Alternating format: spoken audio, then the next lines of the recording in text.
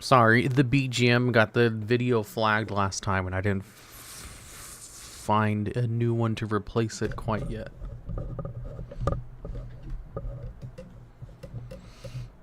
He's going to jump scare us? Heck no.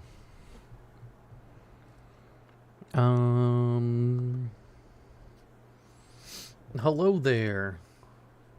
Oh, horizontal means bottom. That's the wrong chat. I want this chat right here.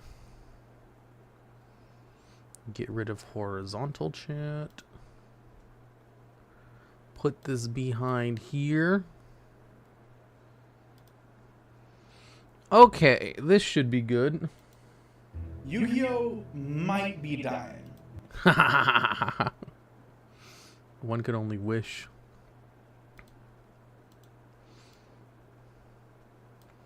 Okay, that should be good. React Andy time. So, there's been a couple of videos about how Yu-Gi-Oh is dying, and I've been dying to watch them. But I'm very opinionated about these videos specifically. So, I thought I would watch them on stream so that I could give my opinions in real time. I haven't watched this one yet. According to MBT, Jesse Cotton Yu-Gi-Oh's in Trouble video is the best of the bunch.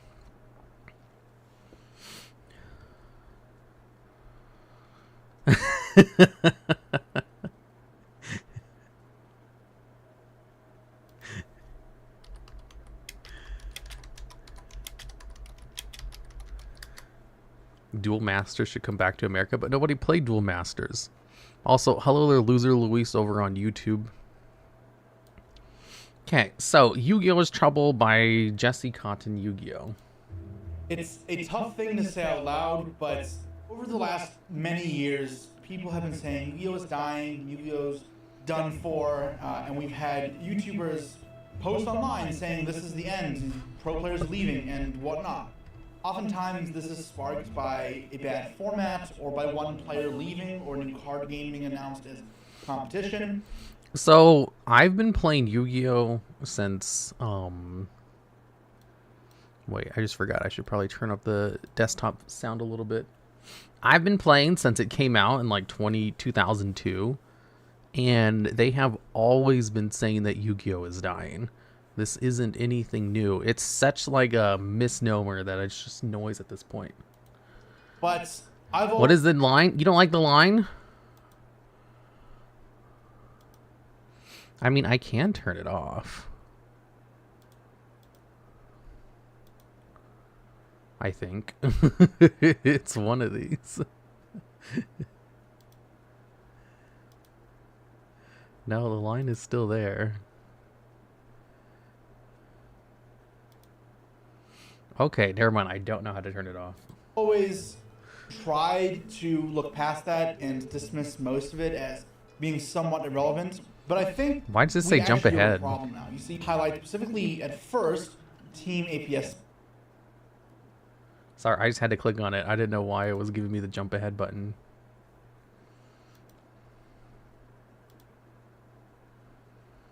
Theme. Well, at least blue is better. Online, or really been involved heavily in the Yu-Gi-Oh space, or maybe just a Master Duel player. You may have not really noticed what's happening here, but people are catching on. People realize it's a problem, and I wanted to highlight specifically at first Team APS's Twitter post that ended up starting this kind of drama. I would like to note this is something that vendors like myself have a problem, and I wanted to highlight specifically at first Team APS's Twitter. So you see this right here? Normally they go for $75 a box.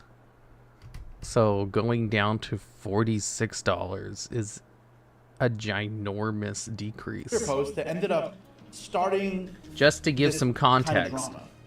I would like to note this is something that vendors like myself have noticed for months now, and we've been hoping that we'd get over this rough patch. It just seems to continue. Anyways, let's get to what Paul had to say. Yu-Gi-Oh boxes don't seem to have much value lately. Yeah, they're Even selling this it new at cost. green duelist set, which are typically known for being a big... So when it comes to boxes and stuff, you actually are not allowed to buy them at cost unless you own a physical, like, brick and mortar store. They just will not sell you it at cost. That's why they have... Is it kind of echoey? I can turn down the volume so it's not coming out of my computer. They that's why, like, they have those Pokemon people who will rush to, like, Costco to buy out all the boxes, because they don't let you buy them like wholesale like you can pretty much everything else.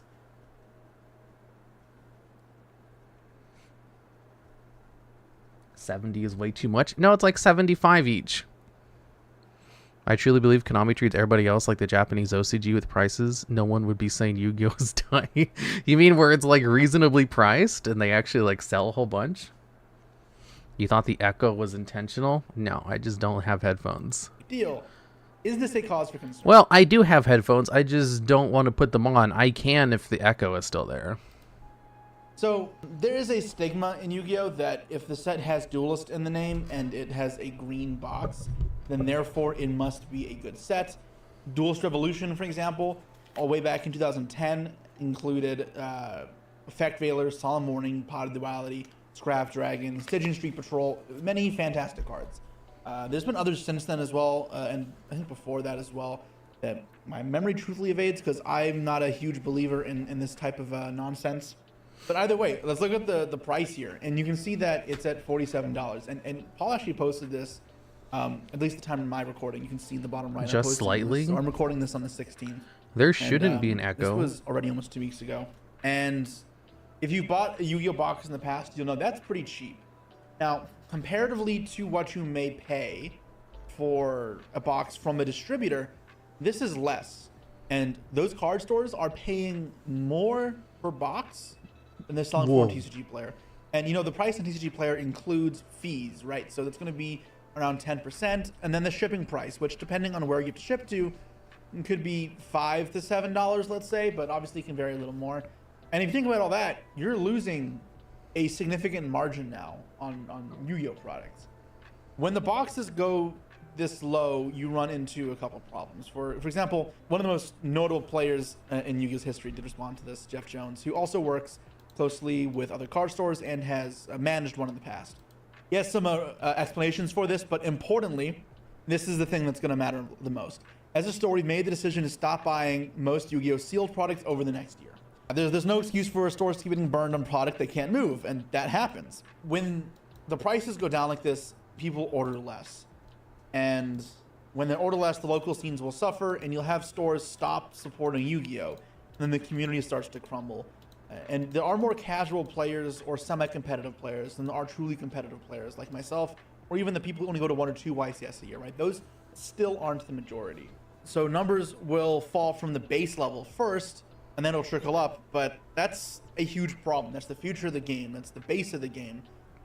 It's scary, right? Because those people will stop playing because they have nowhere to play, of nowhere to buy cards. Now, it's also a bit of a debate in terms of the cause and effect here, right? You could say that maybe we are seeing what, say, Jeff is saying here at the start. When you're competing with Magic breaking sales from clouds like the Sonic or the Avatar, the Final Fantasy, Pokemon One Piece have been dominating as well. Maybe the alternatives in every other game just feeling better than Yu-Gi-Oh right now. So the from clouds like the Sonic or the Avatar, the Final Fantasy. The Sonic, the other world stuff in Magic. Did you know that the Magic community complains about this shit incessantly too, even though it sells very well?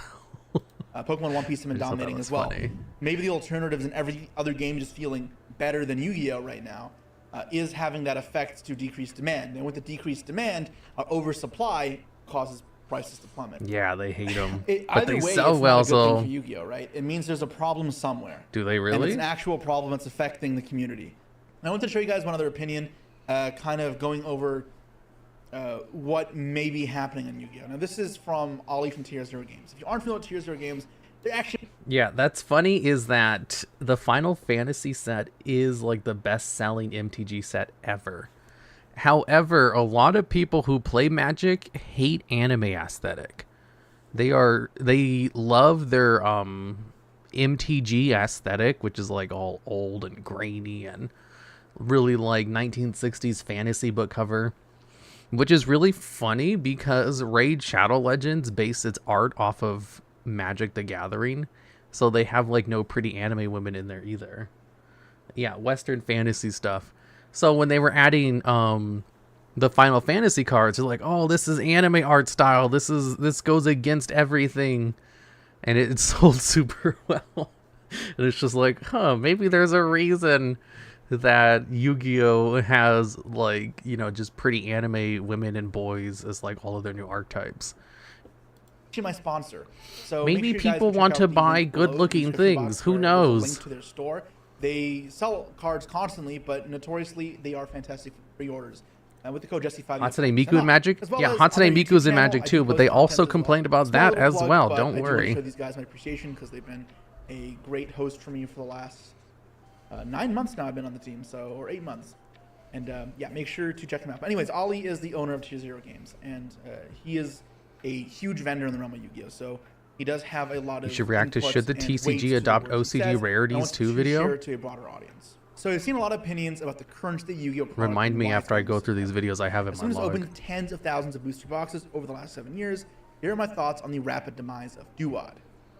The set itself actually isn't that bad. It has a lot of what we typically look for. New archetypes that'll be popular to some point. Interesting, though currently weak, TCG exclusive deck, and playable cards across multiple rarities. And yeah, I mean, obviously shouldn't have to back it up, but I'll explain more from my thought processes. Because I'm also a Yu-Gi-Oh! Vendor, albeit to a smaller degree than Ollie. And I've done it for probably about 7 years myself. A Yu-Gi-Oh! Vendor. From Duel specifically, the new archetypes that'll be popular at some point, we're referring to the potential behind Art Mage cards. Because what the fuck is Art Mage? I've never seen this before. This could go up in value in the future. That creates demand. I should let you guys know I only play Master Duel. Oh, I got rid of the line. And does, in theory, lift prices up. The people opening the set need to have value, otherwise they're not going to buy the product. And again, that goes back to the root issue of supporting an ecosystem that is Yu-Gi-Oh! It's the new Albaz? Oh! This one's a bit fishier because you don't know this when you order the product. Rebel bots, who knows how good they'll be. They have the makings of potential. What the fuck is RB? Constant theme among TCG exclusive decks. And then playable cards in the immediate, right? Holly Sue for Vanquish Soul obviously is an impactful card. Holy Sue won a big event recently. This deck right here single-handedly made Vanquish Soul better. And mustn't be understated. The Sky Striker cards are somewhat playable as well, but I don't know what it does, but apparently it's really good. However, it suffers from a recurring issue in Yu-Gi-Oh! Sets at the moment. Without a new staple or potential staple, a set is only as strong as its best deck. And this is where the current problems are really starting to show. Since April, we've known Justice Hunters was coming. And with it, what now appears to be the top 3 decks of the format by a wide margin. So he's talking about, with Justice Hunters coming out in about 2 weeks, we're going to see 3 Tier 1 strategies come out of it. Vanquish obviously has roots in older sets, but the K9 cards, which are highlighted in the deck, can really propel it to the top status. Draco Tail, a deck that was dominant before Vanquish K9 came out in OCG because they had a different set release order. And then Yummy, a deck which is kind of competing with Vanquish Soul right now as the second best deck, and in some cases arguably even better. But still, those are the 3 decks that all seem to be very relevant into the upcoming format. It's all Justice Hunters. We see a complete meta shift and a sort of change in life cycles in Yu-Gi-Oh! That happens often. The change in cycles over to Snake Eye, change in cycles over to Malice Ryziel, and now we're shifting an entirely new Booba K9 is really good in Yu-Gi-Oh! And obviously it's not format because there are different ban lists within these formats, but you see different cycles and lifespans of these sets and decks. It's a bit atypical for what you to consider in a card game. So how do we fix this? No idea. If I had the answer, you'd probably be making the games instead of just selling them. But a lot of the right ideas have already been mentioned. Better rarity distribution. We all want affordability, but there needs to be balance. Lately, too many strong cards are printed in low rarities, and I just have to pause right here because like all of the fancy edits he does make these videos so much more expensive to produce. That's all I think about. Like all of the over editing stuff, I just think like it definitely makes the video look nice, but I just keep thinking of, man, that must be such an expensive video to do. There's so many rarities because all these extra edits cost money. Rarity also being a tin promo. Yeah, I don't like that solid rares have gone from being this chase thing to Forward Sentries became way too Especially, how long is the video? 20 minutes? Oof. affordable, and then they become every 10, and now solid rares aren't really special. And you can say it's cool for the player base, but collectors need to have a place in Yu-Gi-Oh! They need to still be appreciated, right? And they've been leaving in droves. And here's the important one that I really wasn't that kind of thinking about until Ollie brought it up. And that is better power balance across sets. Look, my videos are simply edited on purpose. We can easily get editors who do this kind of stuff too, but that would make the videos cost 5 times more. Why would I do that? Really need all 3 of the best decks in the game. Watch at 4 times speed? No. If they were split across 3 releases, all 3 products would sell. That's even without touching the power creep problem. So this is interesting because it's kind of what Master Duel does, right? Because think back to Tier and Sprite. They weren't released simultaneously. Master Drool. To even in the current era, Rizal at the time of recording this has not even been announced in Master Duel. But Malice is out, where in the TCG this entire new cycle and wave came at the same time.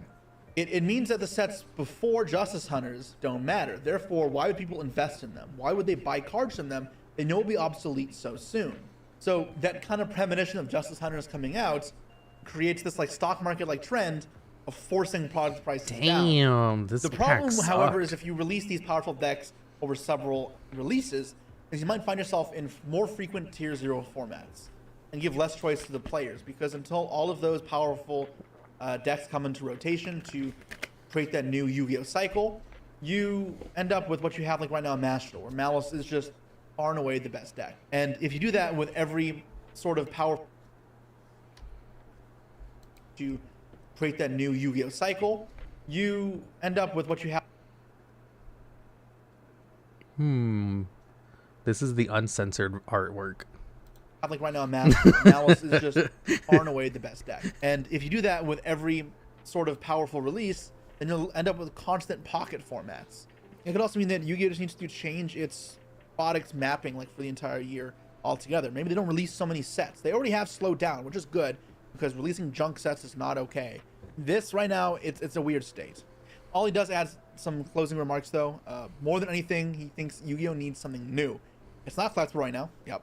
It only has one format they can rely. Who's Tier 0 Games? I don't think I've ever heard of this person before. Are they like a pro player?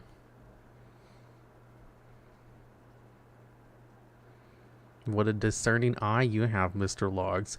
Hey, I know about these things because of research purposes. No clue. Reliably sell cards, and that's top heavy. Casual play seems to be disappearing. I don't run an OTS. I don't know about this. I know the locals enough, and it's hard for me to say, but me running a channel that has a lot of casual content, I don't know how true this is. It may just be that it's more shifting towards Master Duel because it's more friendly for So he's a pro player, and he just said he doesn't go to locals. Do you know why that is? I'm pretty sure a lot of you guys do, actually. So I read there are some books on Amazon written by pro Yu-Gi-Oh players, and it basically talks about how to be a pro Yu-Gi-Oh player. And one of the tenets they talk about is that you need to create a dueling like pod. No, not smell or anything. It's just you need to create like a group of people who are like-minded in deck testing, and they will allow you to get more duels in faster. So it's like if you go to locals, you can get like 5 duels in over a 2-hour period. Or you could get like 100 duels in the same amount of time with just a pod that you created with like-minded individuals who are all at a higher skill level. And this is generally one of the big reasons they're able to perform so well at events, is because they just have way more experience than everyone else because of these pods. For it, as well as it's easier to play on a. That sounds so boring. Which makes sense. That's what you have to do to succeed. If you want to win, you can't have fun. Having fun is for losers. Final point in your never-ending thread. You think that death in the anime is the biggest loss. We always had this to push products, and because of that, it feels like I have to retrain anime cards so many times, even they rarely feel special anymore. So that's something I also didn't really think about. We used to get excited a lot more for DM support, Blue Eye support, Red Eye support, and while we still do, the lesser appreciated ones, like even hero support, it's less monumental now. It's almost That's the dub. You can tell it's the dub because she's censored. ones, like even hero support. It's less monumental now. It's almost commonplace in Yu-Gi-Oh, and they are kind of just repeating tired themes of sorts. It's a lot of things to ponder on because it's not an easy solution. If Yu-Gi-Oh had an easy solution to this problem, then I'd hope Konami would do it, right? They have to be aware of this problem. This is not something they can just sleep on. This should be DEFCON 5. Konami needs to address. This should be a bigger problem than pricing. This should be a bigger problem than maybe one bad YCS or whatever, because this will have huge impacts.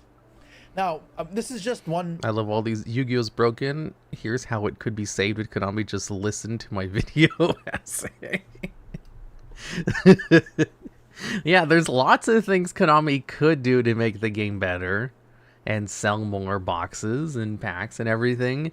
But nobody understands why Konami does most of any of its business practices, because you would think they do business practices because they're greedy and want to make money like any other corporation, but you'd be surprised to learn that's not really the truth of the matter, because they do a lot of things that make them less money for no reason.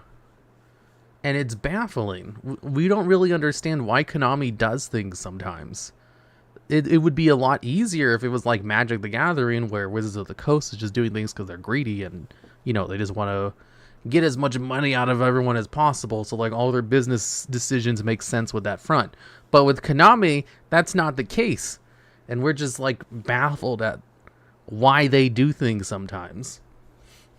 And it's to the point where I just kind of don't question it. I want to show you guys the more full effects of the market. I'm going to go through some of the tabs I've opened here. Duelist Advanced boxes. If we look now, I think it's maybe even a couple hours over date. It may be even less now. It's dropped another 40 cents.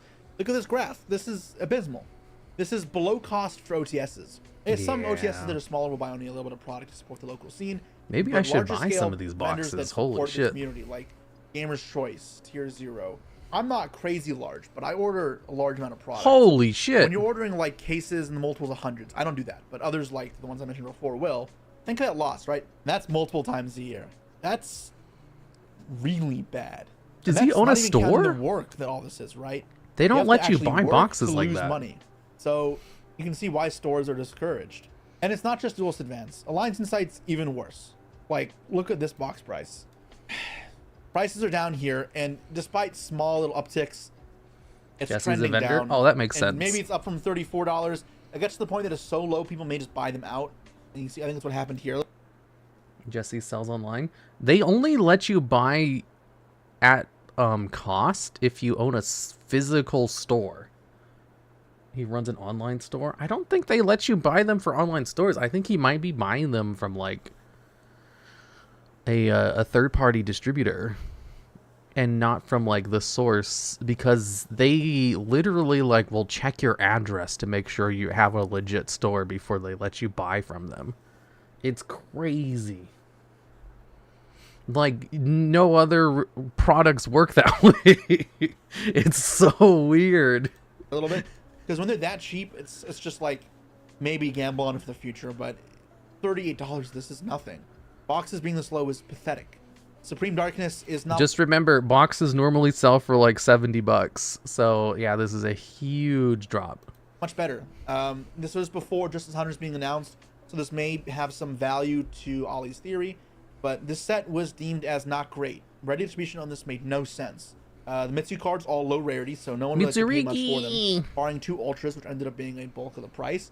And Eclipse Twins being super meant that most cards went in the set, besides Meowls, weren't hard to get. If Konami so the set ended up really like cared about their player base, they wouldn't. Right? Like, but they don't give a shit. Had some QCRs, which they do. Or maybe they do. Who knows? Some collectible price. And it does to some extent, but not enough to really bring it above a good price. And again, this is... Look, I love capitalism in all of its forms. I would pray to a capitalist god if it existed.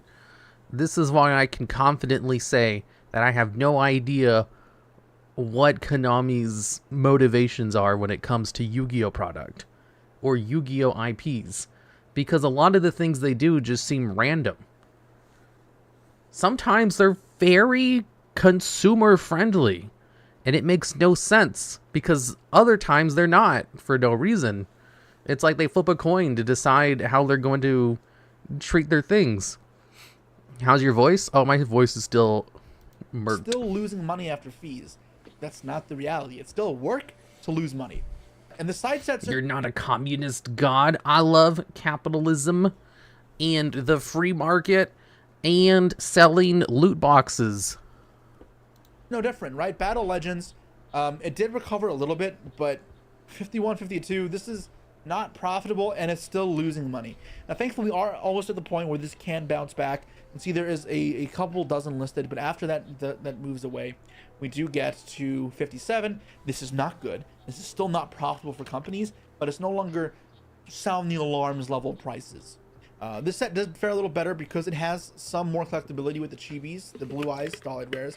Blue Eyes has been the only collectible card that, despite multiple high rarity prints in the last few months, has maintained a good price. The OTS Ultimate, the QCRs in yeah, people fucking love Blue Eyes. The Starlight Rares, Mayhem, and even the stamped one from the WCQ seems to be priced very well. So they're using it as a lifeline right now.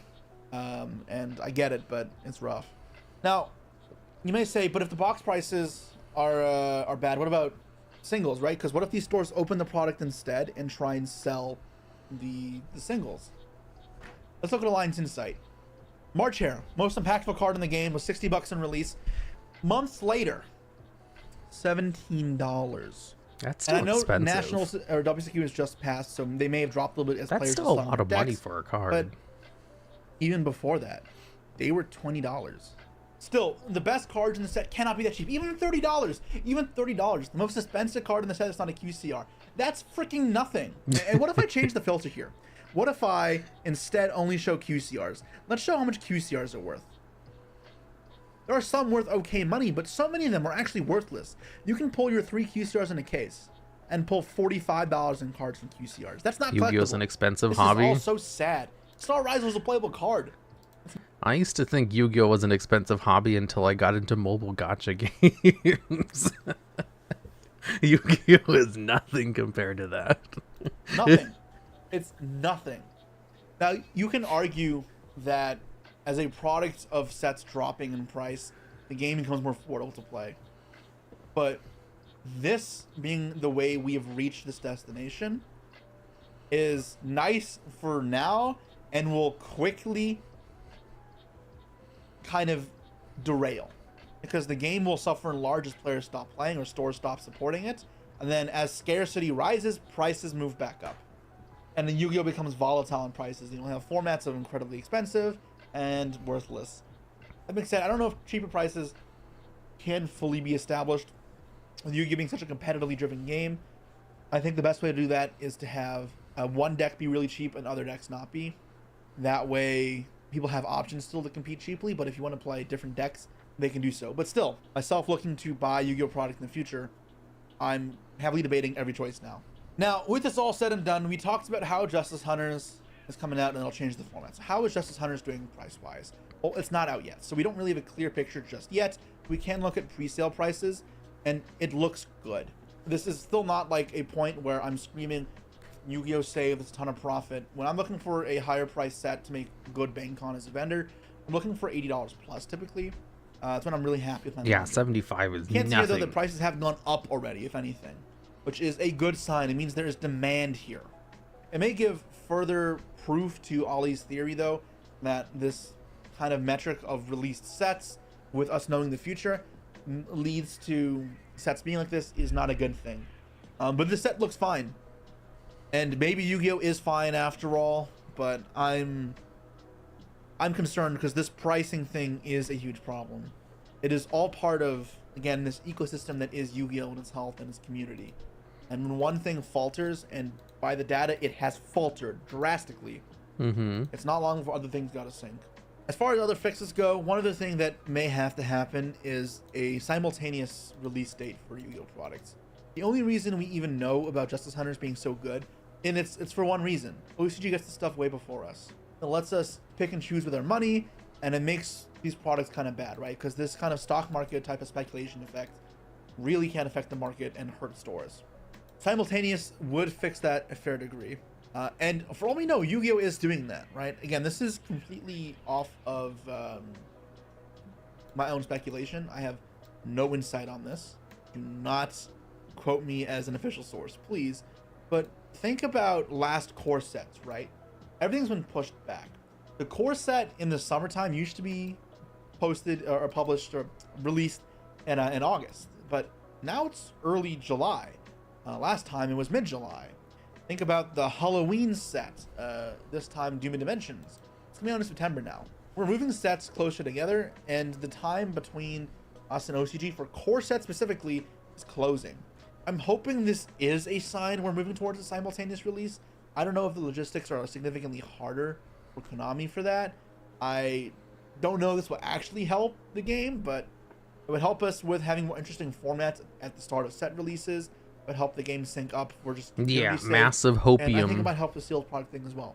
So it's a good fix in theory, and it might actually be what's happening. So interesting to I think Konami is not financially motivated to release the TCG at the same time as the OCG, because Konami loves to see which cards do well in the OCG, and then they bump up the rarity so they're harder to get. And they do this so consistently that it doesn't really make sense for them to release them at the same time, because then they couldn't screw over the TCG by bumping up the rarities of good cards. Kind of take note of. But that's all I have to say. And I'm curious what you guys have to say as well. Do you think this is all a bunch of bullshit? Do you think this not matters at all? How do you fix it? Do you have other reasons for explaining this? It's is that the whole video? Subject.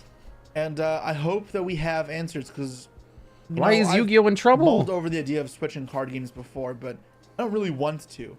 And if Yu-Gi-Oh dies, I would not have a choice. So I'd like to see the game stay healthy, and hopefully you guys agree too. But also let me know if you want more discussion videos like this. Discussion videos are hit or miss, because it also depends how topical they are, and they're not always going to be a good discussion to work on. When there is something important to talk about, I feel like I want to spend the time to express my opinions, because I've played this game for 20 years, and I've also been involved in the community at a deep level through several avenues. I've been a coach. I don't know why I said that first. I've been a competitor, and in the local level, at the ICS level, at the world's level. I've been a vendor for the last 7 years, and I'm a content creator. So I really see almost every aspect of Yu-Gi-Oh! And this one is the one that's struggling the most from now. But with that said, guys, see you next time. Hopefully, for many more years to come. Yu-Gi-Oh! Is dead. I don't get it. Why is Yu-Gi-Oh! Dying? I watched the whole video, and I'm just like, because it had one bad box? But they always have bad boxes. Is it really that big a deal? He just said, thank God he clarified. Did I miss something here? It's just like, Konami released a bad box, and hopefully they release product at the same time, but we know they won't because there's no reason for them to do that. Yu-Gi-Oh's dying because fewer shops are supporting it and fewer players are showing up to smaller tournaments. Yeah, but he didn't say that in the video. The argument is that stores won't buy the product, which will kill the game at the local level. True. Sorry, but most of the super rares nowadays are mostly glorified commons. Are they? Is the MBT video next? No, it's at the bottom, and it's Farfa's content nuke.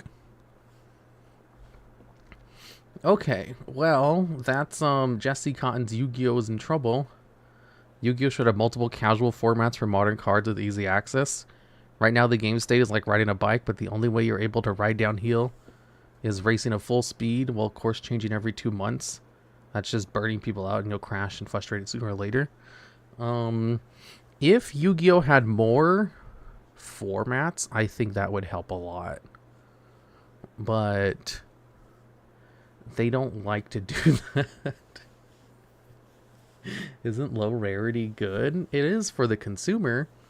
So to use Raid Shadow Legends as an example, like they have the main game mode where you can use every single, like card that is available at all times. However, they have some side content that is equally as hard, but they severely limit like the cards you're allowed to do. Like imagine they had a mode where you were only allowed to use zombie monsters and it was just as hard as like the main mode, or you had a mode where you were only allowed to use Edison format stuff. Like creating restrictive constraints creates a brand new format which keeps things fresh. And the fact that they only have one game mode still on Master Duel is just I just need the people at Konami to play Raid Shadow Legends and they'll understand how fun it is to create different game modes so that we have more than just ranked traditional mode. 2000 life mode. Yeah, like imagine a whole format based around that. Okay, well, let's go into the Ruxin video next. Yu-Gi-Oh is dying. Why is Yu-Gi-Oh dying, Yu-Gi-Oh Ruxin? is struggling. How are we gonna fix it? I think I found a solution in this video, but first we have to recap what's going on. Yu-Gi-Oh might be dying. Master Duel is destroying the TCG. If they don't reverse course within Master the next Drool. year, I do think we actually could be in the Yu-Gi-Oh is dying conversation. Box prices are too low. Players aren't playing the TCG like they used to, and stores are not carrying Yu-Gi-Oh anymore. I have a vested interest in Yu-Gi-Oh survival, as well as being a big fan of the game, obviously. So how can Konami fix this? Prices of current boxes has been a big topic online, and I think current product failing out of the gate is concerning. Improving new product will help Yu-Gi-Oh sustain itself in the long run, but how does Yu-Gi-Oh product get better? How does Konami make Yu-Gi-Oh product as popular as Pokemon's Destined Rivals or Magic's Final Fantasy? Those franchises have found a way to keep not only the players of their game, but also the collectors of their game interested in buying product. Yu-Gi-Oh has struggled to do this with recent product. If staples don't have a new powerful archetype, the boxes flop. And when boxes flop, stores have bought in months earlier at a certain cost, and they then have to sell those boxes at a loss. And with that happening over and over, some stores have just stepped away from Yu-Gi-Oh because they know most of their releases are going to lose them money. And one reason I believe that boxes are flopping is Rarity Collection 1 through 4 made staples affordable. So sprinkling a Triple Tactics Talents into a new set I can see the camera light in his eyes. that doesn't boost a new box like it once did. And this is a side note because I know the comments are going to single that comment out. Affordable staples is a good thing. I'm not saying we need the staples to be really expensive, but it is a fact on how it impacts new boxes. Because if you can't just throw in a previously $70 card into a box to sell the box because Looks people like want a that ring $70 light. card's reprint, Thankfully, then he's that not box is using a less ring desirable light. because it doesn't have the reprint of the $70 card anymore. Those cards are much, much cheaper now because they've been reprinted in Rarity Collection. So if you throw in Triple Tactics Talents now, it's kind of just a nice card you might get rather than a card that you used to have to pay $200 for a playset of. And sure, adding the newest Blue Eyes White Dragon or Dark Magician Girl reprint to a new set or reprinting an old set like Retro Pack will keep people like me and other boomers interested, but how long can you keep reprinting the same cards and Censor sets Dark before Magician even Girl. the boomers get bored? I guess right now the current answer is 25 years, but how much longer will it keep going? Because right now more and more collectors are leaving the game. The constant reprinting makes it hard to collect higher end cards. Starlights were extremely popular as a collectible because people who collected them knew they were extremely hard to pull and didn't expect them to have a high rarity reprint. I really liked the Starlight method because Starlight rares were extremely hard to pull, and they also weren't the only version of the card other than QCR Dragon Master Magi. I know it's a different rarity, but they didn't do that with Starlights. They had the low rarity I don't know what a version, Starlight Secret, is. Ultra, Super, whatever it was, and then they had the high rarity Starlight. So if you wanted the staple card for your deck, you could get that lower end version, and if you wanted the Starlight Yeah, who rare wants as like to a buy really the cool censored collectible, Dark Magician you could Girl? invest in that. You didn't need that high rarity card for your deck to actually play it, which is the perfect split in my opinion. You have something collectible, something really cool that costs a Genius lot, and you idea, have sell something the a lot uncensored cheaper arts, that you actually use to right? play the actual game. So if you don't want to necessarily bling out your deck with tons of Starlights, you have that cheaper option to actually still play the game. Starlights and with not these have to fancy pay hollows that you $1,000 pull for an only Onkelos. every 2 Problem boxes. was Konami decided that they Oh. wanted to reprint all of these high rarity cards, not necessarily in the Starlight rarity, but in a quarter century rarity, which I think everyone can agree is a very similar rarity. It's not the same rarity, but it looks a lot like the other one. And in doing Yeah, this, the they swimsuit absolutely rarity. crashed the market of those collectible high rarity Starlight cards. And I know a lot of you guys are watching this thinking, boo-hoo. Oh, the Rich sparkly people lost rarity. money. It's not necessarily that these people were rich. It's just collectors that enjoyed. Maybe they pulled the card. They opened a box and they got that Starlight rare and they wanted to keep it because it was rare and it was cool. And it was like $1,000 for Effect Veiler or for Apollosa or whatever. And then it gets the reprint and it goes down to $200. So they just lose that money because they're an actual collector rather than someone that's just flipping cards. Because someone who's just flipping cards, they pull the $1,000, they sell it. So you're punishing the actual people who care about the cards and like the rare cards by reprinting those cards in the high rarities. So I think that there's a little bit of an issue with that. The collectors were getting burned so hard that they decided, I can't do this anymore. Like I'm holding on to these high rarity cards and I get burned for it. I lose, 80% of my value when they release the QCR version of it. I know I specifically stopped keeping Starlights unless it was a card that I was specifically searching for, like the Starlight Stardust or the Magia or something like that. I would immediately sell them because I knew they were going to This get a one's still QCR expensive. reprint or some sort of other alt art or something like that was going to crash the value. And it was sad because I did want to keep the cards, but monetarily it made no sense. If you have an $800 card and you know it's going to be $100 in a year, it just doesn't make sense to keep it. And it is a little bit of a bummer the way that works. But even in Yu-Gi-Oh's current state, I have found ways to really enjoy collecting cards. And as I said, I'm not really collecting the Starlights or the QCRs unless the specific cards I'm going for on streams or completing full sets or whatever that is. There were other ways for me to enjoy collecting. One of my absolute favorite ways to collect Yu-Gi-Oh now is through old formats, namely GOAT Magic and Edison Ruler. format. Max raritying decks is really fun because not only do I collect and own the beautiful cards, but I also get to play them in tournaments like I did at the R-Bet in Indianapolis. And that brings me to the Time Wizard drama. If you want the full version of what's happened with the Time Wizard drama, go check out my second channel, Ruxin Live. It'll be up on the screen. Just type in Ruxin Live, it'll come up. So if you want a more in-depth version, I'm going to do a quick recap here, Duel but has it's very, full very quick. arts. So go check that out if you want Yeah. more context. Recently, Konami has shut down Time Wizard events in North America multiple times. While Konami Europe seems to be continuing these events, the future of North American Ultimate Time Wizard and even Time Wizard at the local level is uncertain. The main reason people believe that Konami is attempting to cut off these events is due to profitability. Time Wizard just does not sell as much as standard Yu-Gi-Oh! The key phrase in there is as much. Time Wizard is a bunch of set formats. It's old school Yu-Gi-Oh! It's 2005 Yu-Gi-Oh! It's Yeah, it's 2010 old Yu-Gi-Oh! cards. So Konami can't just print new cards into this format. They can only reprint the cards already in that format, which is not nearly as profitable as printing new cards over and over and selling them to new or existing customers. They can continue to reprint cards from Time Wizard format, but the problem with that is eventually there are enough reprints where nothing is really expensive and nobody really needs to buy the new set for the reprint because they've already reprinted everything for the most part. So there is a breaking point to that strategy, and I think they see that happening down the line, so they don't even want to get to that point. Their decisions with Time Wizard have been so disappointing for me and many others because, as I mentioned previously, Time Wizard provides a way to play with cards I've been collecting, and it also brings me back to older Yu-Gi-Oh!, which I absolutely love and I know thousands of others do as well. So how do we fix this problem? And in turn, potentially fix Yu-Gi-Oh! In general as well. I've come up with an how do idea we that will fix probably Yu-Gi-Oh! never happen, but Ruxin? I think would improve current product, bring back former players, and keep collectors engaged in not just collecting cards, but playing with them as well. So here is my idea. Konami starts a new format.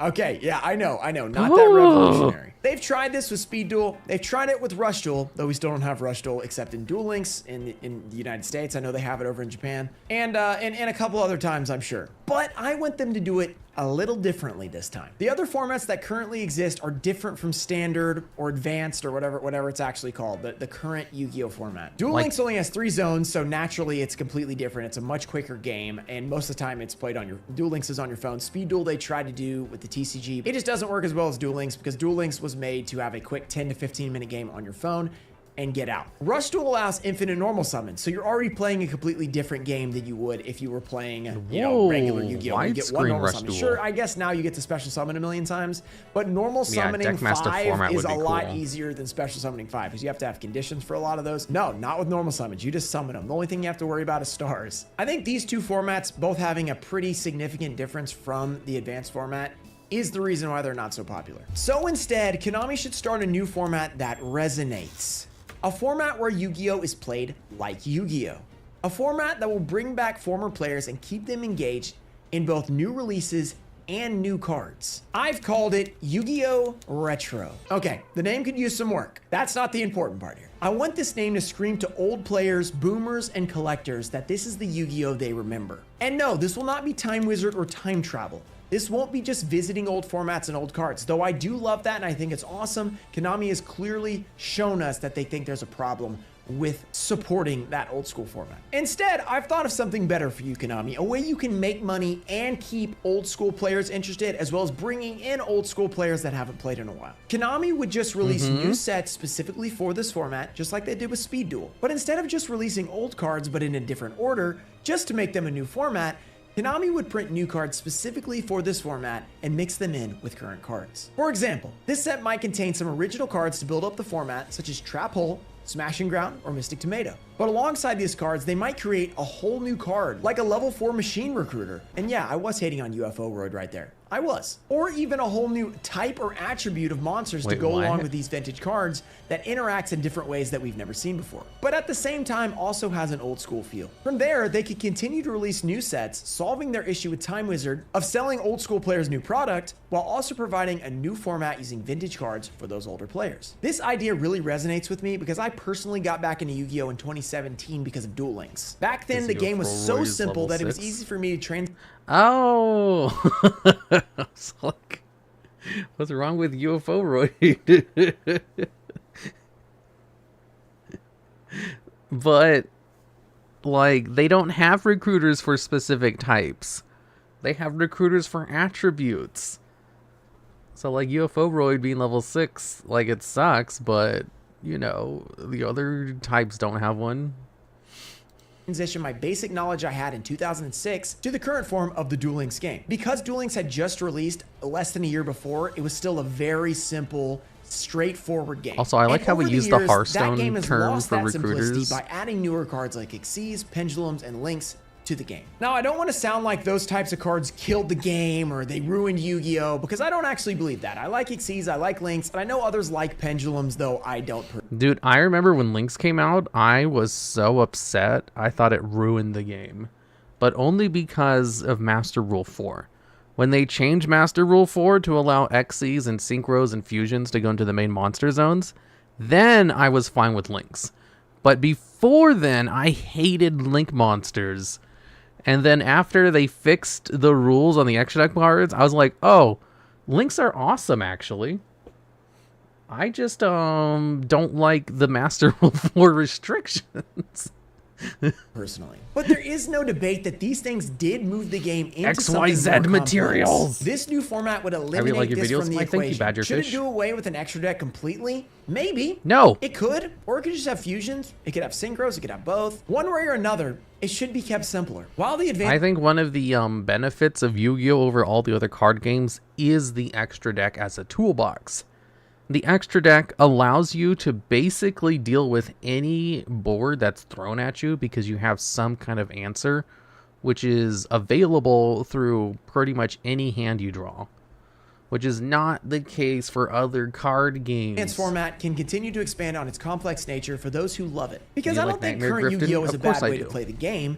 I just think it's really hard for new players to get into the game. And some of us, like me personally, I enjoy current Yu-Gi-Oh! I enjoy advanced Yu-Gi-Oh! But I love old school Yu-Gi-Oh! More. So give me something to play that's more like that, so I can play that as well as advanced if I want to. Doing this would allow GOAT and Edison players to have a new avenue to explore, with brand new cards being introduced, just like the advanced format, but with more of a retro feel. Konami could even branch this format into Master Duel, funneling players both from Master Duel to their new TCG format, and vice versa, which seems to be a big priority for them. If a former boomer player happens to stumble back into Yu-Gi-Oh! Through a YouTube video or finding their old cards, their current scenario is to try and play on the Master Duel ladder, get decimated on turn 1 by some crazy new meta deck, and then give up and leave. And they'll probably go to Twitter or to a YouTube comment and talk about back in my day, Yu-Gi-Oh! It took multiple turns, and they'll say something, generic that Yu-Gi-Oh! Boomers say. If Yu-Gi-Oh! Retro existed, these players would come back to Yu-Gi-Oh! And it would instantly have something to play that would remind them of the game they once knew. So they pick up their old collection, they look at Yu-Gi-Oh! Retro, and they go, I remember some of these cards. What are these new cards, though? These seem pretty cool. They're not like pendulums or anything too crazy, but they fit in with these old school cards that I love. And I know because of all this talk of retro Yu-Gi-Oh, a lot of current players are watching this and thinking old school Yu-Gi-Oh sucks. It's much worse than advanced. This idea is dumb, Ruxin. But guys, if you're saying that right now, you're not who I'm talking to. With this being a whole other format, players who think that way could continue to play Advanced. Like if you love Advanced and you're like, Yu-Gi-Oh! Retro, This sounds guy is stupid. You don't have bananas. to play it. You could continue I think playing he's Advanced, spitting. I'm and all Konami for would extra continue to do formats. releases for Advanced. And then the players who listen to me say, oh, back in my day, we didn't have one-turn duels, or back in my day, set pass was a great move. They hear this and they say, that sounds like a lot of fun to me. That would be really cool. That's what I'm talking about for Yu-Gi-Oh! Retro. This idea would also greatly improve the collectability of old. What is retro supposed to advertise to? By the time something like comes out, the GOAT player is going to be in their 50s. It's for the people who missed it. Like when Classic WoW came out in 2019, it was like 20 years after, well, 15 years after normal World of Warcraft came out. And there were tons of people who never got to play during the Classic era of World of Warcraft, and they were super excited about Classic WoW because they could finally relive it just like the other people did. Older cards. There's which I a think lot is of also very people important. who basically want to experience the nostalgia other people talk about all the time for themselves. Since they have another format to be used in, old high rarity cards would be highly desired. So your ultimate rares from back in the day, your champion pack cards, your tournament pack cards that you want to use in GOAT, you want to use in Edison.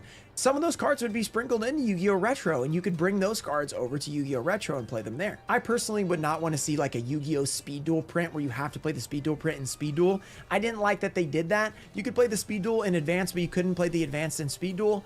That's why I like having some of the old cards in and then also printing the new cards, so that way they don't need to do that restriction. Because then you can use your old school cards in this new format, and it gives old cards another reason to be collectible. And later on down the line for Retro Yu-Gi-Oh! Or Yu-Gi-Oh! Retro, Starlights or Ultimate Rare original versions that were printed would have nostalgia of being a first print and being an early card in the Yu-Gi-Oh! Retro format, therefore making them more collectible, more memory. Yu-Gi-Oh's dying since 2002. That's what I said as soon as I started these videos. Yu-Gi-Oh's always been dying. All good things that people associate with these cards, which makes them collectible. And of course, I would highly recommend, if Konami does this, which I think there's about a 0% chance, but if Konami, if you're watching, do any sort of thing like this, if you do Yu-Gi-Oh! Retro, the format, or something like it, I would highly recommend making this where you do your high rarity, your ultimate rares. You put in all kinds of chase high rarity cards, like bringing back ultimate rares, throwing in ghost rares, doing starlight rares, doing whatever you're going to do with those really cool rarities. Put them in the retro format, because that's where the collectors are going to be buying product. They're going to be playing with the cards, and they're going to want those high rarity cards. They're going to change. What's this? Konami has never had any PR, and that really mystifies everything. They never explain design philosophies of cards, sets, or bands. It's so annoying. The reason they don't do that, and I kind of like them for it, is because in the World of Warcraft community, the developers themselves will go on camera and like talk about design changes, and then the community itself will use that as an excuse to complain, and then they will use like the face of the developers to complain too, and everybody just like complains about the devs, you know, the people giving the information to us. And they do the same thing in like Magic the Gathering, but when it comes to Yu-Gi-Oh, since we don't know why they do these things or who does it, we just complain about the game as like a whole. And I think it just encourages a different kind of discussion. I don't know if it's better or worse, but it's different, and I like that. And also, we all basically just collectively go, what the hell does Konami thinking with these things? Because it makes no sense. Case those things. It would be a lot like the Magic the Gathering collector boxes. Now, I know that there are some negatives to collector boxes being $1,400 or whatever. The good side is those things are really popular, and Magic is thriving right now. So if you're picking between product, like a secondary Magic wasn't thriving last year. They like had a huge change around very recently. I don't want people to think Magic has always been doing good, because it hasn't.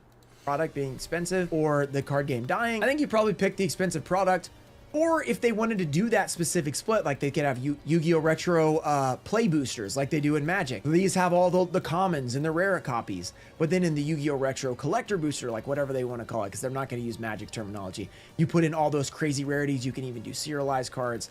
I don't know if people want serialized cards or not. I think they're pretty cool, but they do inflate the price of the boxes a lot. So it's kind of a win-lose with that. Let me know your thoughts in the comments. If they do serialized stuff, I would definitely want them to be in a separate product versus the main product, because then it does bring up everything, so everything gets more. And continuing into why this would help the collectability, Konami would have an opportunity to print these new cards and archetypes in their new anime series that they've been doing. This gives them the chance to build on newer cards, not just the Blue Eyes and the Dark Magician Girls of the world, and make them more collectible down the line, which Yu-Gi-Oh! Desperately needs for the future. Why do we care about Blue Eyes and Dark Magician Girls so much? It's because we watched it in the anime back in the day, and the anime has slowly fallen off. Now there isn't even an anime. They've recently restarted with a little mini-series anime, and I'm hoping that this can build into something bigger. But without the anime, it was really hard to connect to any of those monsters because you're not watching them and rooting for the duelist who uses them. You're not watching them pull off epic effects or anything like that. So there wasn't really a way to connect with the cards except by playing them. And because the advanced format's so complicated, people weren't playing, they weren't watching in the anime, and current cards just weren't as well remembered as those nostalgic old school cards. I think this would massively improve the collector and vintage player side of the game, but how would it impact the actual advanced format? Like Yu-Gi-Oh!, if it's actually dying, you know, we gotta fix everything, right? Here's how I think it would help the advanced format. Konami would finally be able to scale back releases, allowing each set to breathe and perform better. This is something that I talked about in my video a couple of years ago when product was also struggling. It also made a nice run, so it was good to see, and I'm hoping that'll happen after some of these videos. Like, some of the product just gets better and we don't have to worry about this. Just releasing too many boxes, and if you don't have time to make each box good, why do we even need those bad boxes? Like, maybe just combine them into less boxes. They could have one advanced release, core or reprint, then one Yu-Gi-Oh! Retro release, and vice versa. They could do this every month. One advanced release, then one Yu-Gi-Oh! Retro release on the next month.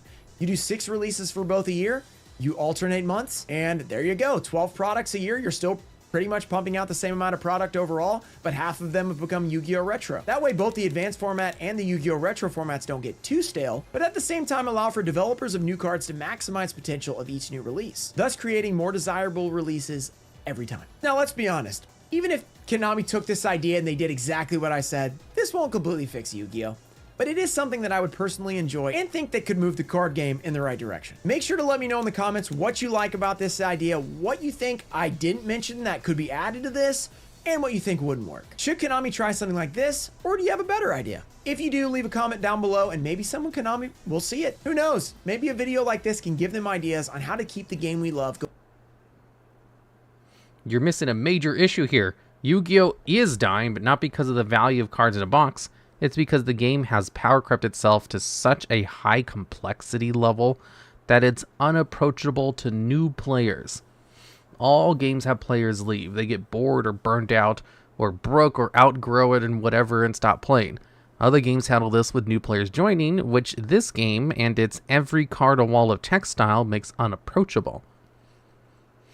When the first setup turn takes 5 to 10 minutes and the cards are overly complex, new players glaze over and head to Pokemon or Magic instead. I did this after just 10 years away from the game. It changed so much since the simpler, faster GOAT format days. A new format alone can't save that. They tried, but Speed Duel didn't remotely catch on at all. The power creep argument? There is merit to this argument. So let me tell you guys a little something about content creation. Did you know streaming is a solved science? So is making YouTube videos to an extent. Like, we know what this frame right here. We know what grows and what doesn't, and like it's all been solved, and the numbers say that the best way to grow is to focus exclusively on new viewers and just don't waste time on stuff that retains viewers. Because you will enjoy constant growth if you make your focus new player friendly or just new watcher friendly. which is why, like in my videos, for example, when I introduce a new card, I will explain what that card does before getting into like the topic of it. And this is something that was not common before I started doing it. And then everybody started doing it as well because it retained so many new players so easily. Go back up, please. No. So the new player thing is definitely true. However, I am not a new player, so it is in my best interest for the game to be even more complicated because that complication makes things fun. So, like, you know, I don't care if Yu-Gi-Oh! Becomes more new player friendly because it's not in my best interest. To do a snowball, don't be afraid to lose a bit of snow, I guess. Yeah, you need new viewers and new players in order to grow. Like, that is the best way to grow, is to focus exclusively on new viewers and new players for video games and stuff. Like, existing players don't matter because new players, that is a bigger target audience. It's just more people. There's always more people out there than are already on your thing. So the next video on here is called Solving Yu-Gi-Oh's New Player Problem. This is my video about solving Yu-Gi-Oh's new player problem. So Yu-Gi-Oh definitely This guy speaks really fast. I'm going to slow him down a bit.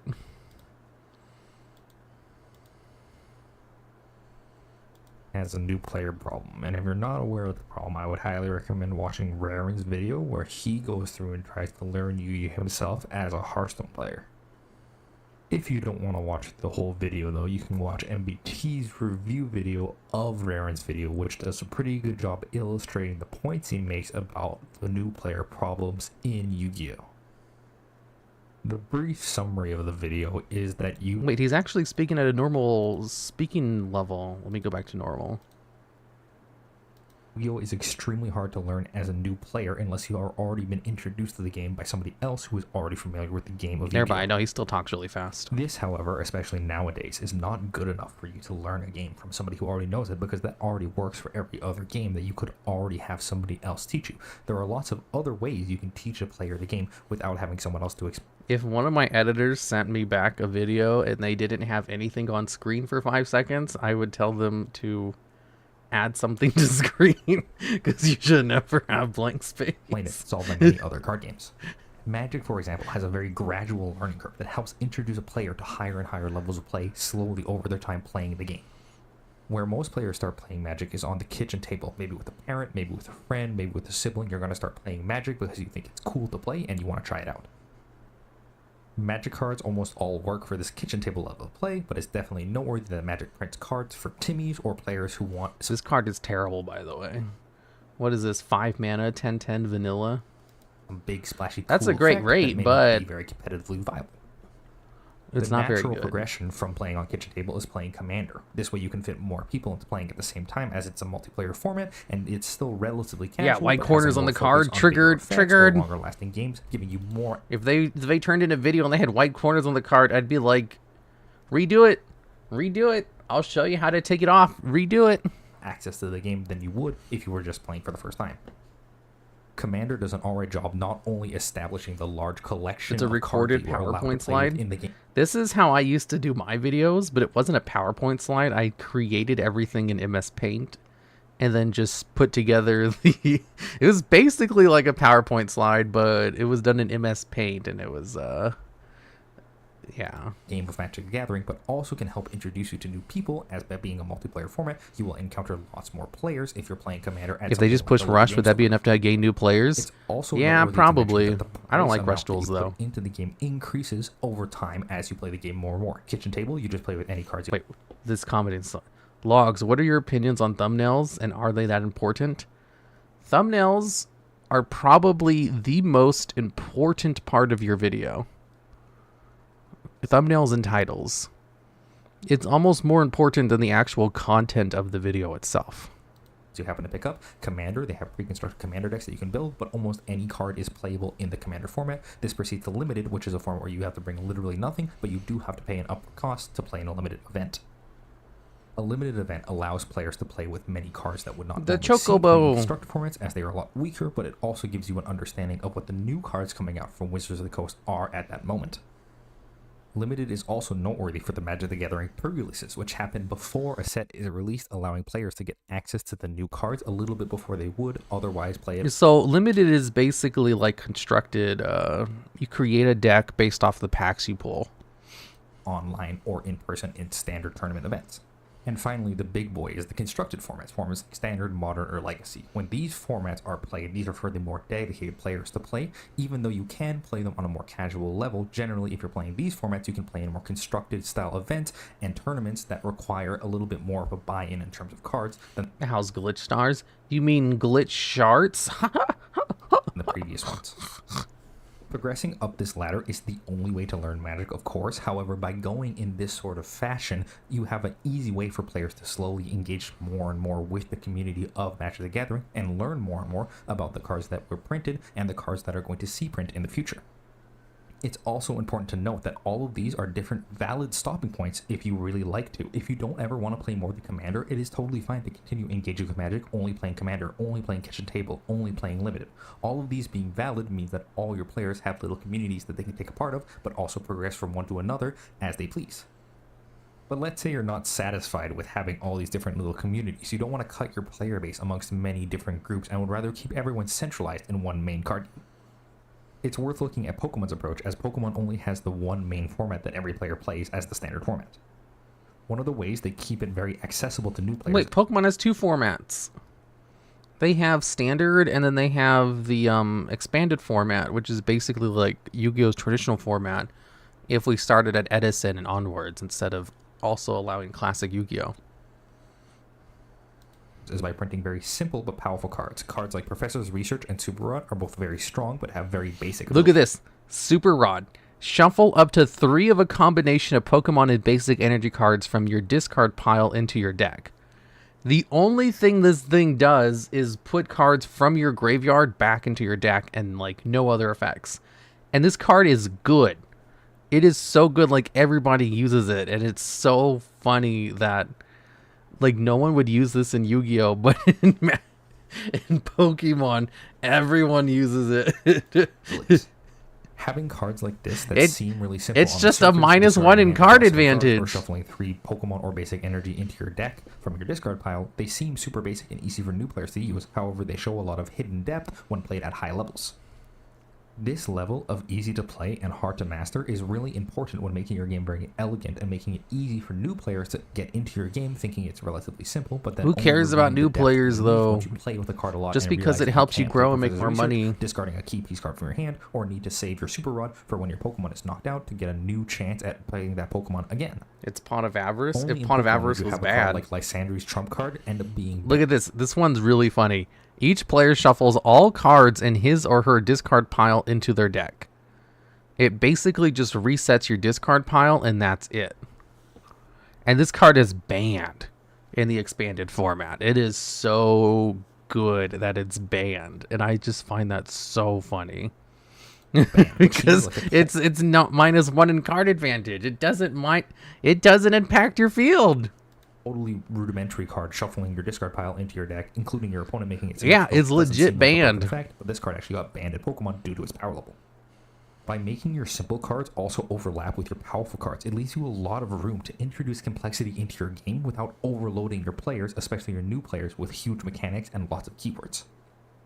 This helps Pokemon focus in on different Pokemon that Party may or may Hat not Pikachu. be powerful enough. Pikachu in the games is completely horrible and sees basically no play. However, you can make a Pikachu that does tons of things in the card game because they have a ton of flexibility in terms of what mechanics they can put onto a Pikachu. But what if you want that complexity, that layer of depth underneath, the cards that don't look simple and are complicated but can be used in really interesting ways? What if you like the fast games in Yu-Gi-Oh! Want something that goes at a Localized high pace, and you tornado? also like Yeah, the pretty interactive much. gameplay, the immediately getting to use something against your opponent from the very first turn of the game? My recommendation to you would just be playing the Edison format. The Edison format features a lot of Yu-Gi-Oh's best elements without overloading the new player experience. It uses a lot of the basics from Yu-Gi-Oh! And doesn't overload the player with the amount that they need to learn. Blackwing Bow with the Spear is a card that special summons, however there aren't that many cards God, that special card summon was in so Edison, so it isn't annoying. overwhelming when you present a new player with a card that special summons itself. It still features lots of staples from the anime, keeping it relevant. I basically played Edison format the most because Edison format was around when I was in high school, and I had some Yu-Gi-Oh nerds in high school who had Yu-Gi-Oh cards, and we would play Yu-Gi-Oh together like behind the math buildings, and they were all scrubs who were really bad at the game. So I built gimmick decks so that I could be at an appropriate power level to them. Because I had my Macro Monarch deck, which would absolutely destroy any deck they played because it had a bunch of like floodgates in it. And I was like, okay, we can't play it. I can't use this. I'm going to use Law of the Normal instead. Behind the math buildings, the math buildings were like off to the side, you know, away from like the lunch tables and stuff. And so they would play over there so people wouldn't bother them. And then I showed up, and then I started playing with them. It's like Mirror Force. It still features synchro summoning with cards like Goyo Guardian dominating the format. Shadowverse. I don't like games with a mana mechanic. It even features hand traps, which I genuinely dislike, but cards like DD Crow having a small enough effect that it's easy to Bore the understand when you Spear. want to Yeah, Bore the Spear with Gale or Kalute. I freaking hated Bore because like I never played Blackwings, but Bore the Spear was like my bane because it could special summon itself from the hand and had piercing damage and had 1700 attack. I was like, how can this thing like both special summon itself and have piercing damage and already have a high attack point value? That's not fair. This is so broken. use it against your opponent, make it a great card to play. It's so much easier to make friends when you're younger in school. I mean, I make a shit ton of friends outside of school too. Making friends is a skill that can be learned. It is not something that just happens naturally. You have to work towards it. Edison format still feels powerful. It still feels like you're making impactful plays from the very first turn of the game. It still There's feels like a you have meta to powerful making monsters you can friends. Special summon out, and still has the hand traps. That You just have use to known find the for. meta and then However, practice. It doesn't overwhelm new players by having a lot of cards with tons of words on them, a lot of decks. You do not have that skill. That Great thing about not having a skill is that you can learn that skill. There's books you can read. There's self-help books. Did you know the average successful CEO attends 20 self-help seminars per year? And that's because this truly successful people are constantly trying to improve their lives and learn new things. And you can learn how to do pretty much anything, including how to make friends. Can overwhelm new players. This way, Edison becomes a format that is great for new players to get into and can still be entertaining for veteran players alike. Nobody But so used far, I've DD only Crow. talked Actually, about that's not other true. ways People that did use games DD have Crow fixed back this. in So the let's day. actually get around to fixing Yu-Gi-Oh itself in its current state. In my mind, Yu-Gi-Oh has two main issues which are easily solved by Konami and would massively improve the new player experience if they were solved. And the first of these are the massive branching one-card combos, present on cards like Snake Eye Ash, which can easily get you into a massive end board from a single card. Having generic search monsters like Snake Eye Ash get any level 1 fire monster from your entire deck and put it into your hand give your decks massive flexibility, as any level 1 fire monster in the entire game could go into your opponent's hand when they play down Snake Eye Ash, giving your opponent a huge amount of cards that they have to think about you possibly getting when you play it. This isn't even to mention a card like Small World, which can get you from one card to any other card in the entire game if you have the right card to bridge between the two. Nobody uses Small But World. in my opinion, the main problem with these kind of cards isn't the fact that they're really It's a powerful, -1 even if they searcher. are. It's the massive wall of text present not only on them, but on the cards they search. A card like Bonfire looks like a really simple card that could be present in any game, only getting a level 4 or lower Pyro monster from your deck to your hand. But because of the way that Yu-Gi-Oh works, the Pyro monsters that you're going to search for often have a massive wall of text on themselves, and may not even be played out after you search them, meaning that you have to not only remember what the card your opponent searched for did, but then also be ready for them to play down that card, which probably searches another card from the deck, or special summon something from the graveyard that you now have to re-remember what it does. It's pretty clear in my mind that at some point Konami switched from having a game that was about inconsistency yet powerful. What's really funny is a lot of people don't know how Small World works. I was just thinking about that. But He said there's two main issues here, and I don't see an issue. This is awesome. I love one-card combos. Effects to having a game with a ton of consistency, but having a massive amount of complexity tacked onto it after the fact. The first good pro gaming Because book almost was every deck in the Playing to game is Win by built around David cards Serlin. which search their deck for Street other Fighter key player can elements of recommend. their own archetype is extreme. I read all of the books on Amazon created by pro Yu-Gi-Oh players, and I can tell you what they all basically say. They say if you want to be good at the game, you need to learn the meta and learn all of the cards which can counter the meta and practice a redunculous amount with people who are just as motivated as you, and have goals to work towards, because if you don't have goals, then the grind is gonna suck ass. And there you have it. That's what all the books tell you to do. It's so easy. Just learn the meta and then learn all the counters to the meta, and then just practice a shit ton more than everyone else, and you're gold. Extremely hard for a new player that doesn't specifically know what that archetype does or is revolving around to know not only what the opponent is doing, but what they should even begin to do in response. Sounds like no making fun new allowed. players extremely confused. Yeah, if you want to win, you don't have fun. You that's not a requirement to winning. It just gets in the way. Confused and very likely to go and find a deck which only does one thing no matter what the opponent does, which really diminishes the amount of gameplay they will actually see from Yu-Gi-Oh! And whilst I talk about the micro issue that's going on with Yu-Gi-Oh!, I haven't gotten into the macro issue, which I believe is the second big problem that could easily be solved by Konami. And that's that there's no simple on-ramp to actually get you into the game of Yu-Gi-Oh! Outside of somebody showing you, which, as I said before, is a way that works for literally every game on the planet, so it shouldn't really be the default for Yu-Gi-Oh!, there is no easy way to get into a game like Master Duel. Master They Drool. have the tutorial in Master Duel, which does show you the basics, what normal summoning is, what a spell card does, how a trap card works, how to synchro summon, how to XYZ summon, etc. He said XYZ. Ha ha ha. This is true. There is no simple way to learn the game because it's complicated as hell. That's one of the things I like about Yu-Gi-Oh! But also, it is kind of hard to get people into the game.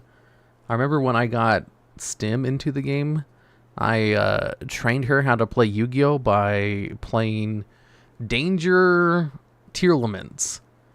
And that was kind of a complicated deck for a new player, but it definitely kept her around because she won a lot. Newbies are willing to learn a complicated deck if it's really good. I think that's somewhere that some people falter. They'll think about creating. They'll think about getting someone into the game with like a simple deck, and then they just get bored of it because the deck is too simple, or they lose a lot and it's frustrating. It's way better for a new player to something to win a lot than it is for them to be able to grasp it quicker.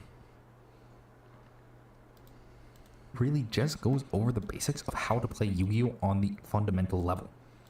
It also tries to introduce the archetypes to players, having these archetype spotlights that they can play through to get an idea of what every archetype in Yu-Gi-Oh! Does, but there's over 500 different Tears archetypes crazy, present but in it's Yu-Gi-Oh! good. And it would be completely unreasonable to I can guarantee you she won every duel in her and because in Master Duel, beginners there's no real league. signification for what different archetypes are good or bad or see a ton of play or are very difficult. There's basically no way for a player to have any idea what they should play without asking somebody else, meaning they're probably just going to pick a deck at random, whether or not the deck is good for new players or even something fun that they would want to play at all, or simply is completely unplayable in the meta at the time. They'll have absolutely no idea what they're doing, and there's basically no ropes to hold the player from falling off of Yu-Gi-Oh! Altogether.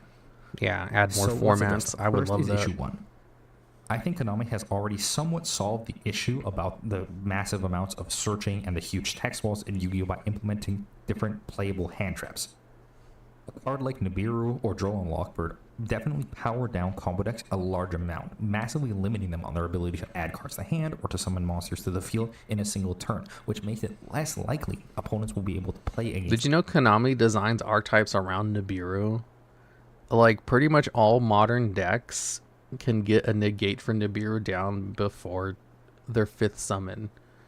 It's like, It used to be a lot harder than it is, but now they just kind of made it way easier than it used to be. Decks that do a massive summoning combo, especially if Droll and Nibiru become more prominent in the metagame. It's also prominent to note that they have also powered up hand traps over the years as they print new hand traps, which definitely helps with powering down the combo decks of the metagame. Originally, we only had a card like Effect Welder, which only stops one effect monster, still a powerful effect nowadays. Yeah, However, now we have Nibiru is cards like worthless Charming, because which of how come down easy it and is to can draw you negate. a large number of cards at a fair price. These cards help focus on the main thing that the first issue is centering around, which is that the games need to see less cards in the first turn of the game. Having hand traps helps it so that way you can dilute your opponent's ability to play cards from their deck or cards from their hand in a single turn, making it much easier for you to focus on what you're trying to do rather than constantly thinking of what your opponent is. Having powerful hand traps not only makes it less likely for powerful decks that summon a lot or add a lot of cards from deck to hand to see tons of play in the metagame, meaning that new players will be less likely. Yeah, and they print decks around Droll. They do. They also print decks around Droll. Like, a lot of decks will just add cards to the game field without adding them directly from the deck to your hand. Usually they go like straight to the grave and then they hit the field, or they'll go in onto the field immediately. Like, they do so many things besides adding cards directly from the deck to your hand, because they design modern decks to basically be Droll proof, which is really funny.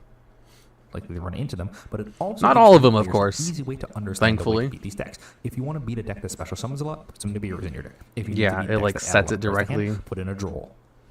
I will say, however, this is really Like, tough. just think about the face of the whatchamacallit, the Scarlet Witch girl. The level 7 one, where, like, on summon she sets a card from your deck instead of adding it to your hand. That is such, like, trying to get around Ash and Drone Lockbird. Yeah, Diabell Star. thing for Konami to balance easily. Being able to prevent your opponent from doing a large monster combo when that's the whole focus. I'm on the of their Peanut's deck already can end up dead. Being really bad, especially when it is It's not prominent enough dead. that all the decks end up playing all of the hand traps, but also play all of the enablers, meaning that the game still hasn't been made actually any simpler. You've just added a lot of cards that are like maxi into your game, which completely make non-games happen. That being said, the addition of the mulch armies definitely shows me that Yu-Gi-Oh is walking in this direction of making more powerful hand traps that will hopefully help slow down the game in a meaningful way. Now for the second issue, which also has already sort of worked and been done by Konami before. It's by using alternate apps like Duel Links or like Rush Duel to help players get into the game from the very start. These games work a lot better as on-ramps to new players. Wait, what was that? What was that? What was that? What was that? Alternate apps like Duel Links or like Rush Duel to help players get into the game from the The bottom left-hand corner, there was like a guide. I think this is a PowerPoint. You were Very right. These games work a lot better as on-ramps to new players than Master Duel itself, even though Master Duel is the main way to play Yu-Gi-Oh! These games both do More something like really smart Master by having a Drool. completely different metagame from Yu-Gi-Oh! Altogether. And they also feature a lot of similar cards present from Yu-Gi-Oh!'s anime and the Yu-Gi-Oh! Game itself. By doing this, these games can both straddle the line between being a main Hey, shut Yu-Gi-Oh! up again. element, but also being something different that is friendly to new players. That way you don't have to upset the entire ecosystem of Yu-Gi-Oh! Itself, but can still introduce new players to the game in a meaningful way. By still featuring a similar way of playing the game of Yu-Gi-Oh! That players are familiar with from when they played back in the school ground days, it makes it easier for new players to get into the game as it looks familiar to what they are used to. However, these games still implement higher combo enablers and new mechanics to make it a little more complex, so that way players will have something more to engage with in the main game of Yu-Gi-Oh! Seeing something like Yu-Gi-Oh! Legacy of the Duelist really gives me hope that there are people who still want to play Yu-Gi-Oh!, remember watching the anime of the kid, and would love to get into. Oof. So this game right here is what cost me my Konami contact. They gave me a free copy of this to give out during a stream, and I never did. I still have the code, and after which they stopped giving me free stuff. The game, if only there was some sort of bridge that would take them from a game like. And you want to know why I never gave out the code? Because I didn't know how. I was like, I streamed on YouTube back then. It's like, how am I going to give out the code? You can't DM people and you can't just put it in chat. And I was like, well, I'm out of options. I didn't think to look it up or Google or, this was also back before ChatGPT even existed. I didn't know how to do it, so I just gave up. Legacy of the Duelist to the actual game of Master Duel. This is the ideal product in my mind to get a new player into the game. What do you mean you didn't know how? Different version of Yu-Gi-Oh! I didn't know how. You can't DM people on YouTube. Nightbot raffle was a thing. No, but how would I give them the code? No, it was literally one code. You can't pin it or something. Or I guess I could have, and just the first person who typed it in. You see, that's a good idea. But why didn't you guys tell me this back in 2019 when they gave me the code? That is much more simplified and easy for players who are very, very fond of the old Yu-Gi-Oh anime to get into, but still have that bridge over to the real game or to Master Duel in some way. The one thing all of these titles are really missing so I basically lost my Konami is some contact for the bridge to dumbest Master reason Duel or ever. the real game altogether. Some way where it goes from playing the regular game of Duel Links to an easy crossover into playing the actual game of Yu-Gi-Oh in paper or playing the game on Master Duel. Yeah, I remember when you could DM on YouTube too. That was great. Sort of currency in Duel Links. I'd always get DMs from like religious nuts telling me that I was going to hell. I loved it. Over to you getting packs in the real world. These are some things that other card games do and would definitely make it way easier for you to get into the actual game of Yu-Gi-Oh than just if you were to play Legacy of the Duelist online and then be like, okay, that's enough, I'm done with Legacy of the Duelist, and then not picking up Yu-Gi-Oh ever again. I think it's worth noting that doing these things won't solve everything for Yu-Gi-Oh! The new player experience is incredibly nuanced and takes a lot of work to put in to get new players into the game, and doing these things will not simply solve every new player problem. There's many other things that you could do to help the game that will help solve the new player issues other than the ones I've listed here. That being said, it's clear, at least in my mind, that Konami is trying to take steps in the right direction to make the new player experience better. For example, taking cards like Maxi, which are present in Master Duel, and replacing them with the Mulcharmies, which are pretty clearly styled after a card like Maxi but more balanced, really show that Konami has in mind what they want to do with hand traps. Did you reply with "See you in hell"? No, I didn't reply. It may seem like Konami oftentimes has it out for the game as it's been around so long and still has this new player experience, and even when they do blunder by ruining the Time Wizard rules for some reason and then rolling it back a few days later after everyone freaks out on Twitter, it's important to remember that it's clear Why that don't you they raffle do the want code to here improve now? the Because game then I'd have to make go it better find for it. not only new players but old players alike. So I do think that when you voice your opinion, it is really important to give it to Konami, tell them what we want, and tell them what they can help to do to make new people come into the game. So go out and make your voice heard. Maybe down in the comments down below this video, you can let me know how you'd help Yu-Gi-Oh's new player experience and make it better for new people coming into the game. Remember to like and subscribe if you want to see more content like this from me, and let me know how you would help out Yu-Gi-Oh's new player experience. I would help new players get into the game by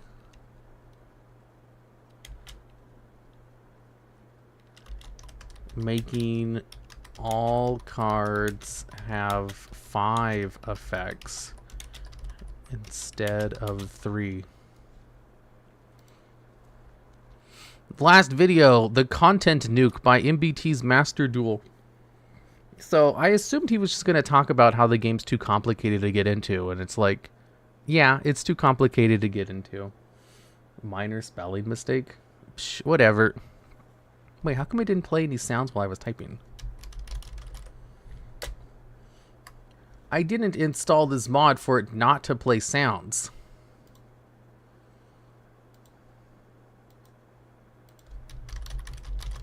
What the hell, man? Oh, keyboard sounds.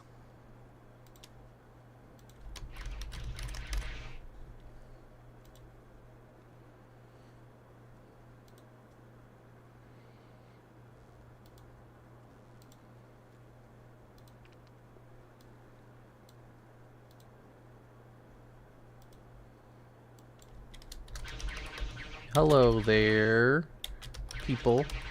Now it's working. Okay, last video. So I should probably let you guys know I don't post clips to my channel anymore. So this is just going to be a VOD on the channel since I'm dual streaming it. So if anyone out there is an editor who wants to download the stream and clip out all of these reaction videos and upload them to your channel and monetize them and make a bunch of money with clickbaity titles and thumbnails, you're free to do it because I'm not going to. Yu-Gi-Oh! Is dying. Perhaps at this point you have become accustomed to this verbose, elongated explanation as to why Yu-Gi-Oh! He just said verbose and elongated. Did he use ChatGPT to write this script? I'm pretty sure he doesn't use words like that normally, does he? Once again Wait, is that Asian Eyes White Dragon?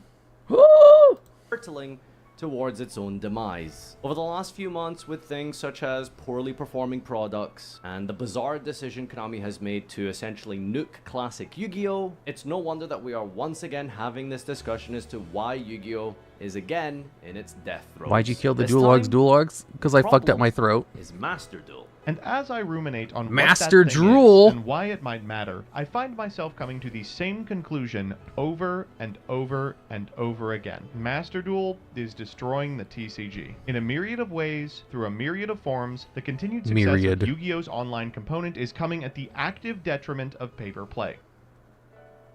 When I first watched through this video, I kind of took it at face value, a sort of well-structured and presented rant that kind of organizes shower thoughts of some of the passing frustrations of someone who primarily plays the TCG. With personal anecdotes littered throughout, it kind of felt more like a love letter Myriad. to the TCG and all of its positives and great things Yu-Gi-Oh! Has done for all of our lives on a personal and community level. However, there are some things brought up which feel very misleading and in some cases incorrect. Before looking at some of the points here, I just want to clarify something, and of course, Anyone naturally can clip set this. up a Go bit of a for it. disclaimer as someone tries to give an opinion on the internet. This is not drama. This is not a haha gotcha moment. This is just a healthy discussion that I want to have in the form of a consolidated, structured response video. And about a topic that ultimately myself, MBT, and all of you watching most likely really care about: the health and growth. Oh, that reminds and me. sustainability NBT of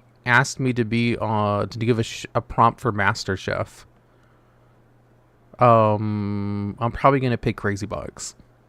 the Yu-Gi-Oh! TCG. We want success for the game at all levels, from the humble local basement to the big esport fancy arenas. We want the game to be accessible and to grow symbiotically and in tandem with one another. Did he say accessible instead of no, he said accessible, right?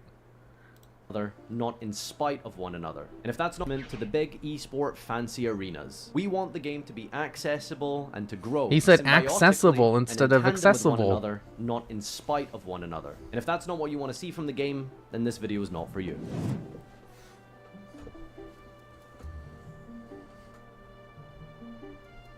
Accessible.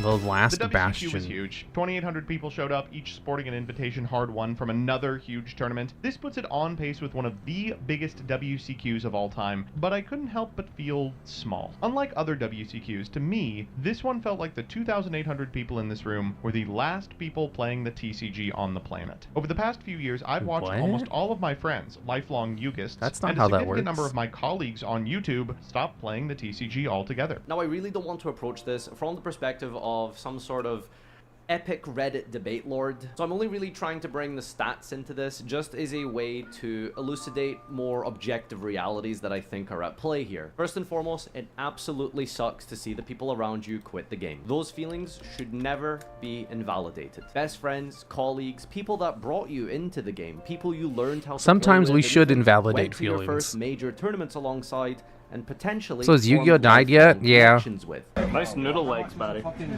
Nice fucking small fucking rabbit cock. But the matter of fact here is that Yu-Gi-Oh! TCG has been doing better than it's ever been. Over the course of the last 6 years of data, we can see that YCS attendance across both regions, North America and Europe, haven't exactly skyrocketed, but they are on a Whoa, look at that graph.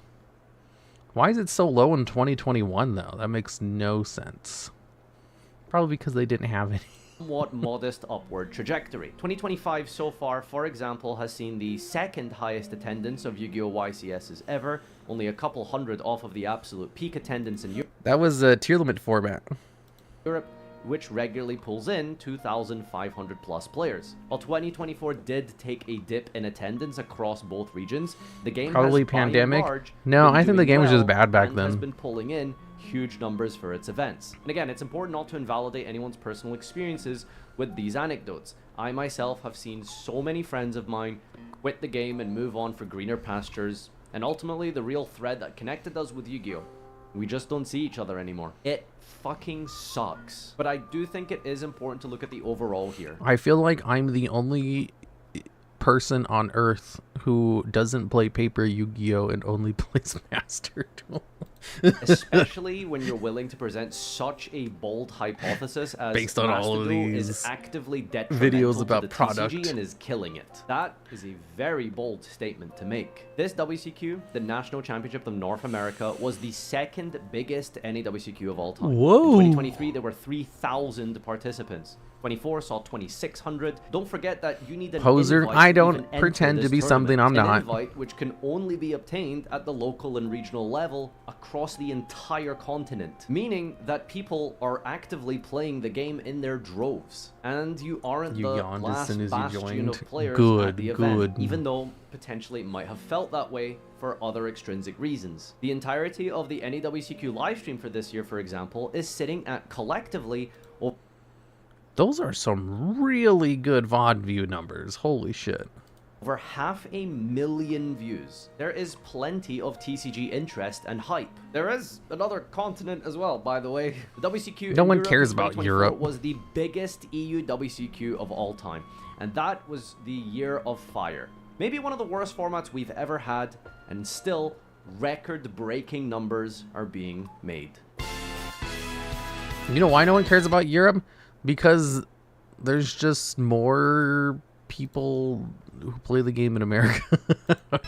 The final nail in the coffin for paper play came earlier today. Epic Games, along with some other Yu-Gi-Oh! Distributors, revealed they had received guidance requiring them to phase out Time Wizard at the regional level to be replaced with The ban this Time reveal probably Trial, held with the an VOD views? anachronistic format that basically Oh. amounts to a fucked up mix between the TCG and OCG ban lists at a specific point in time, with every card that's received an errata having that errata and Master Rule 5. This change was attempted once already and received such severe backlash from the community that Konami was pressured into reversing. But that reversal was very specific and intentionally left the door open to do literally exactly this. Why are they changing Time Wizard, a grassroots development by the community that's brought thousands of lapsed Yugists back into the fold? Well, Yugist! because you can't play it in Master Duel. For some reason, at some point, the Yu-Gi-Oh! Community has just collectively decided that the reason that these Edison Time Wizard changes have been implemented is because of Master Duel. Master Duel Time Trials. Master the 3-day Duel. event that we had maybe like 3 times last year with respect to specifically Time Wizard formats. The one where you had to just win 3 games and you got 1 pack. This is the reason why Konami have decided to ruin classic Yu-Gi-Oh! This is I live frankly in Germany. We nothing lost a more whole bunch than of a local massive stores. reach Ooh, and that assumption. sucks. And quite frankly, a huge scapegoat. Again, to reiterate, I will say part of the reason I don't play paper Yu-Gi-Oh! Is because my closest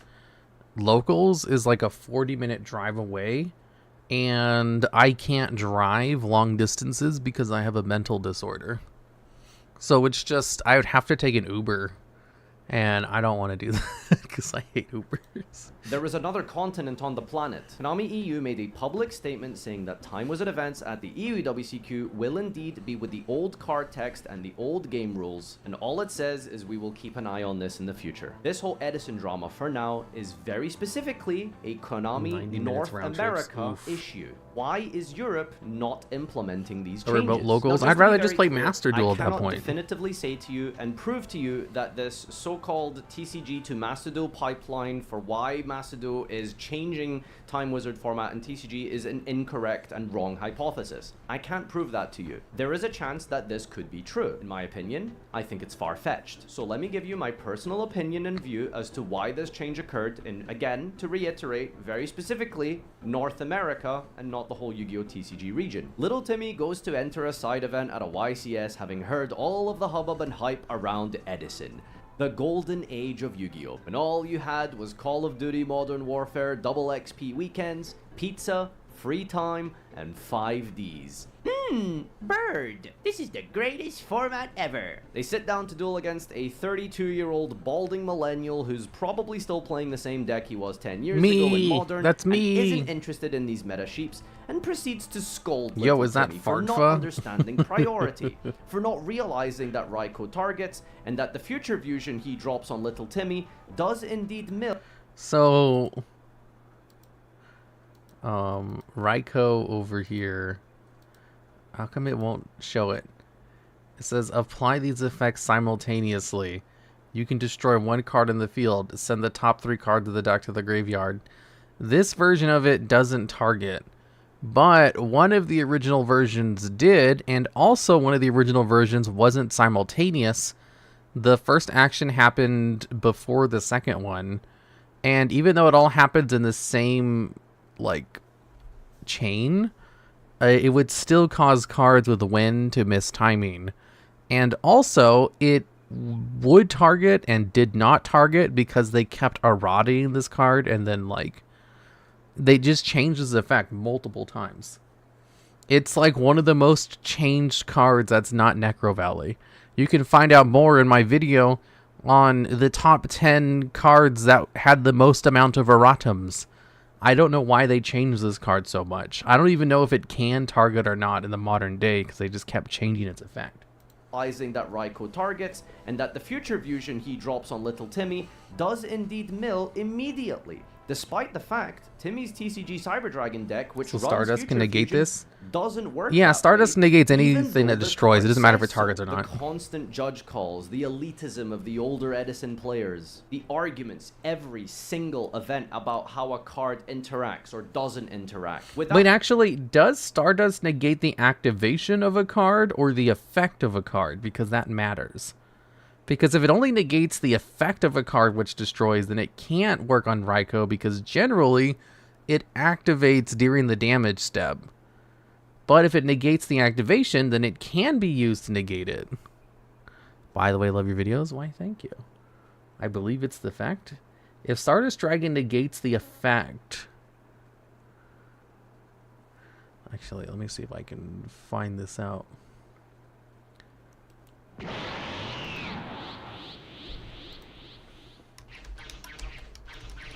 Stardust.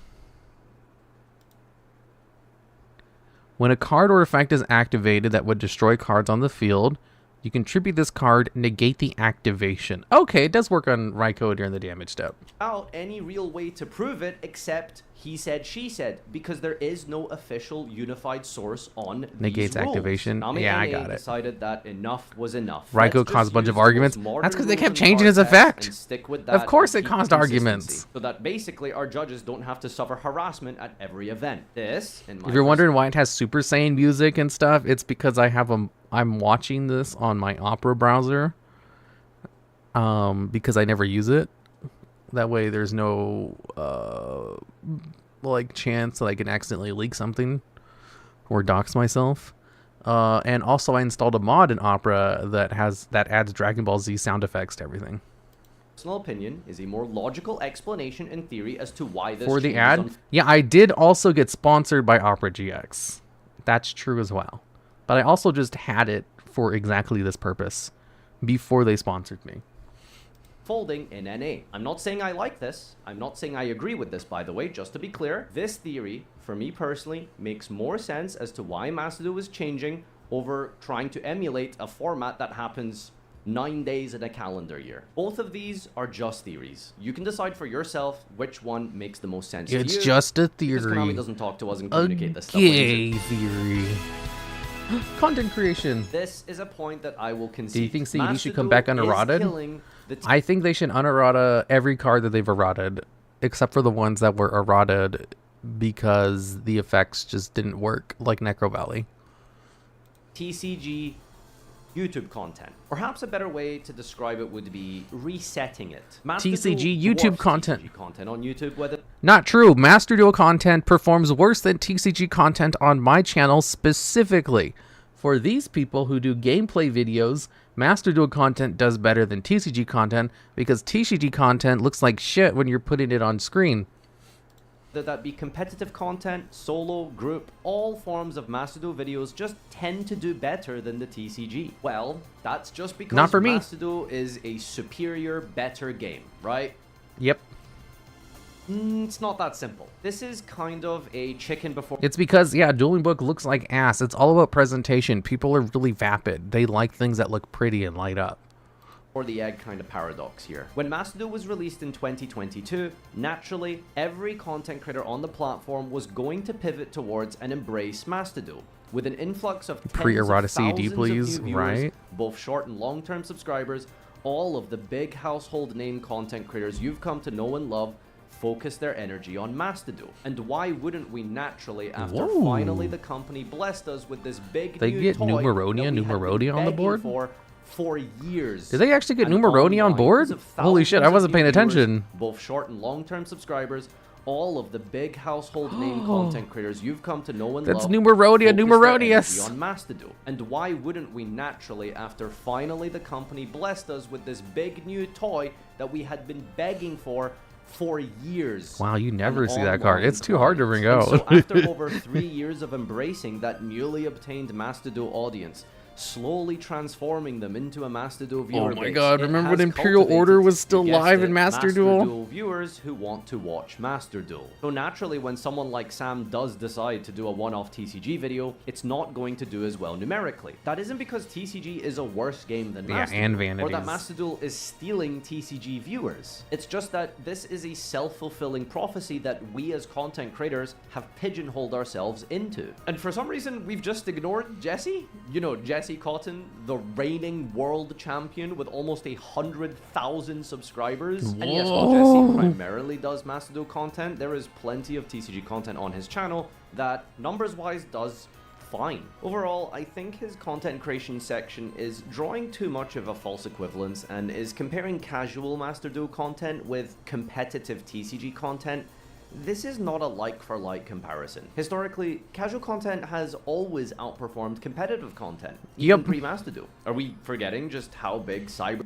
So, competitive content doesn't perform as well as casual content unless you're breaking down competitive content for casual people to understand after the fact. Like, if you are explaining how a meta deck works in like a video, that's not entertaining. But if you're explaining how a meta deck ruled over the meta for like 3 years, you know, a la Dark Arm Dragon, that is interesting. That like tells a story. When it's like a current event, you can't really tell a story about something that's still happening. Burnout, Simply Unlucky, and Asian Eyeswear back in the day, we used to have vines, sealed only, box openings, all of which dwarfed the competitive dueling book replays and profiles. Today, we still have skits that get millions of views and structure deck duels that can crack 6 digits. That's always been the nature of casual versus competitive. Of course, there isn't as much of it around as there used to be, but making that type of high-level content for TCG is a big demand on cost and logistics compared to Master Duel. I'm not going to sit here and try and debate this. There is absolutely a hole and a niche to be filled for the TCG Yu-Gi-Oh content space, at least in terms of the numbers that perhaps the You gotta lay a bridge to the new We're just people. waiting Exactly. for the next Table 500, the next Saga, Master Chef, Storage Wars, whatever it might be. Competitive content doesn't work kind unless of you're needs Joshua its own Smith. thing, and I hope that someone fulfills that niche for you. I should The watch one of problem his is that the streams to current see what he household does. Names in Yu-Gi tubing aren't embracing TCG content and aren't tapping into it. And again, Except for me, all my content's TCG. it's not enough to Although it's not current TCG, I talk about the history of TCG. just make a one-off TCG video.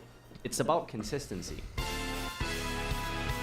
Well, some of the videos To are be clear, current even TCG, if but these they don't do trends as well continue, as I don't think this is the the ones end talking about the of history of the TCG. TCG. A worst case scenario for me results in the TCG operating with the same legitimacy as Duel Links. A profitable enterprise just lucrative enough to sustain itself, but one which is also wholly ignored by the wider player base. Cottage industry for metafi. I loved your Why It's So, Banned series. You know, I hated making the Why It's Banned series. I only made this series so that there would be a database for why cards were banned because it did not exist. Like, I only created this series so that I could, in the future, make top 10 videos about why certain banned cards were banned. Because the information didn't exist until I made my videos. Like, my videos are the source for why a lot of these cards are banned. Who cares? If the worst comes to pass and paper events and products become totally infrequent, but digital's thriving, then what's the harm? After Half all, the cards in it's the series still are probably Yu-Gi-Oh! fine by now. $1 billion Yeah, pretty company much. doing okay. Please don't be mean to the multi-million shareholders, MBT. Let's take a look at some numbers. On the Konami Group Corporation website, you can find the earnings releases of Konami, which are publicly available for all of their streams of revenue. Which is funny. Sometimes people, this doesn't happen too often, but they'll accuse the videos of being like AI. Or ChatGPT created, because we get like something wrong, which happens pretty rarely, but sometimes we'll like mess up an effect. And I'll be like, actually, if ChatGPT was doing something, it would probably source things from my videos because nothing's written down in Yu-Gi-Oh! So, From pachinko machines, even gyms and fitness centers, to, of course, digital systems. Now, I know it sounds weird, but just to clarify, digital systems does include the physical card game. I don't know why, but that is just the category that TCG, OCG, and Master Duel all come under. What's funny is sometimes when I get like a new scriptwriter for the Yu-Gi-Oh! Videos, I will send them a video of mine time-stamped to a card if I need to like explain why this card was meta at a certain point. I'll be like, just watch this segment from this video because it explains it better than anywhere else you'd find online, really. Taking a look at the pre-Master Duel numbers, we can see that Konami's operating profits Yeah, in the checkmate, fiscal year ending atheists. 2019 was 50 billion yen, down to 31 billion yen in the year ending 2020. Whoa. Did something happen that year? Just for a completely random fun fact side note here, I think it's really interesting for some of you to see just how big Yu-Gi-Oh! Is in Japan specifically. 200 billion yen in revenue for just Japan compared to the EU and US numbers. Now, of course, be careful here because profit and revenue are not the same thing, but for some reason, the continents are subdivided under revenue and they don't give us the real numbers and split for profits by region. Now, if you compare that to 2025, which just ended, remember financial year ends in April, not December, the operating profits... It's really hard to determine profits, like real profits, based on reports that they give out, because it is in your best interest sometimes to cook the books so that you're operating at a loss. If you want to pay less taxes, but I think when you have shareholders, you want to show off as much profits as possible, so you'll do like the opposite and cook the books. Like, this isn't an accurate representation, but it's the best representation we have. Total for digital systems is just under 110 billion yen. That's about $670 million. It doesn't work like that in Japan. Profit. That is like a 13-fold increase Their since tax differences. 2019. So while much of this is probably attributable to It can't be Master Duel that much specifically, different. for me personally, I see this as a greater interconnected ecosystem of Yu-Gi-Oh! I think the TCG absolutely contributes to these numbers. Are we just not going to entertain the possibility that some new TCG players are here because of Master Duel? Yeah, they are. If you haven't been paying attention to the price of product recently, it's not good. Individual cards can command triple digits of money for a playset, but the most recently released core set is rotting on the shelves for cost. Not MSRP, cost. Opening packs is quickly becoming a thing of the past. Below Why cost chase now, products to open actually? if you're just occasionally going to show up to locals with a pet deck. The tack-on effects for OTSs are dire. They can't sustain a business with products rotting on the shelves. This is such a good point. Yu-Gi-Oh! TCG product this year has been absolute garbage. It's not fun to open, it's uninteresting, there's nothing worth pulling, you can't draft it, and stores have been absolutely struggling to sell, which in the long term, with enough bad sets, there's no reason to stock Yu-Gi-Oh! And then the game dies. So my question here is, what does that have to do with Master Duel? TCG having poorly performing product is the fault of the TCG. And this is really what I see as such a poor scapegoat. Konami is the one who refuses to make sets draftable, create new and exciting rarities, release more all arts, or full arts, or make a new and an interesting promo card, or a million other reasons the community has given to why TCG product could potentially They should just print a whole bunch of alt arts of Ash like they do Dark Magician. So you're House of Champs, and from what I recall, you're a bit of an expert when it comes to product, correct? I would say so. Over 20 years experience. I've played since LOB, opened my first ones at Borders, and I've been through pretty much all of it. So very simply, what I sound like Haruma Red X. A product do well, especially over the context of like the last 3 to 4 years. Like, how does a product sell well? Feed for all the Ghost Sisters? Yes. For a local game store. So a product has to basically encompass the 3 major groups of Yu-Gi-Oh players. It's the casual, the competitive, and the collector. It's kind of funny you say specifically the last 4 years, because we lost a lot of our collectors the moment they started rewaving a lot of these special Starlight rares in Quarter Century Secret Rare. You might say, oh, where they're just crying about... No, like, you imported Trishula as a special Starlight rare into a set, specifically put it in a set where it doesn't exist,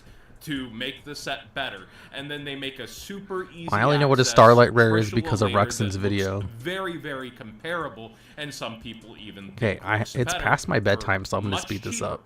And so that kind of thing really drove away a ton of the collectors. And do you think there's any connection between the performance of sets in Master Duel, or does it really all just boil down to competitive viability, staples, collector stuff? Stuff like the Exodia, stuff that's actually being teched into competitive decks now with Senjin and the Temple and that kind of stuff, it gets bought out by Master Duel players, unironically. Like that recent cup that had the Exodia stuff going on, right after that cup, it all moved on our market. So there is an actual transition from Master Duel gameplay in the casual market into our TCG market at times. But I wouldn't say that Master Duel, on average, is moving too many needles into our market. It's very rare. Over the last few years, I have felt what I can only really describe as resentment, perhaps even jealousy, by, I suppose, what I like to call TCG supremacists, taking every opportunity possible to bash and blame Master Duel for whatever goes wrong. These problems and issues that predate Master Duel. I'm not saying that's what MBT is doing here specifically. I just think that far too many people are going to latch onto this video and use it as some sort of justification for their frustration. I know they're joking about swimsuit rares in chat, but I think that would sell product. Very real, genuine frustrations with the TCG, and try and scapegoat Master Duel. I think MBT made a good video in the sense that it is just this love letter to the TCG, an abode to a thing that made us who we are and where we are now today, especially as content creators. Yeah, Swimsuit Lady at Lab would do so well. Does raise genuine, good, important points that I also want to see solved. I just think that in a period of panic and confusion, people want answers. People want to definitively say and blame something for why something is going wrong or not working. And in order to find those answers, I think we're trying to make connections and create associations when there aren't any. They have a feat alt art of a card. Everybody uses it. Good video. The content nuke MBT's Master Duel. I agree. Okay, well, I have to go to bed now. It's past my bedtime. And I have a lot of work to do in the morning, like every day. Ugh, that's what happens when you run 2 businesses. Oh wow, nobody's up this late.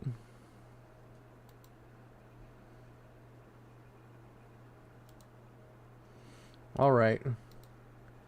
And I'm just going to end the YouTube stream. Bye-bye, YouTube.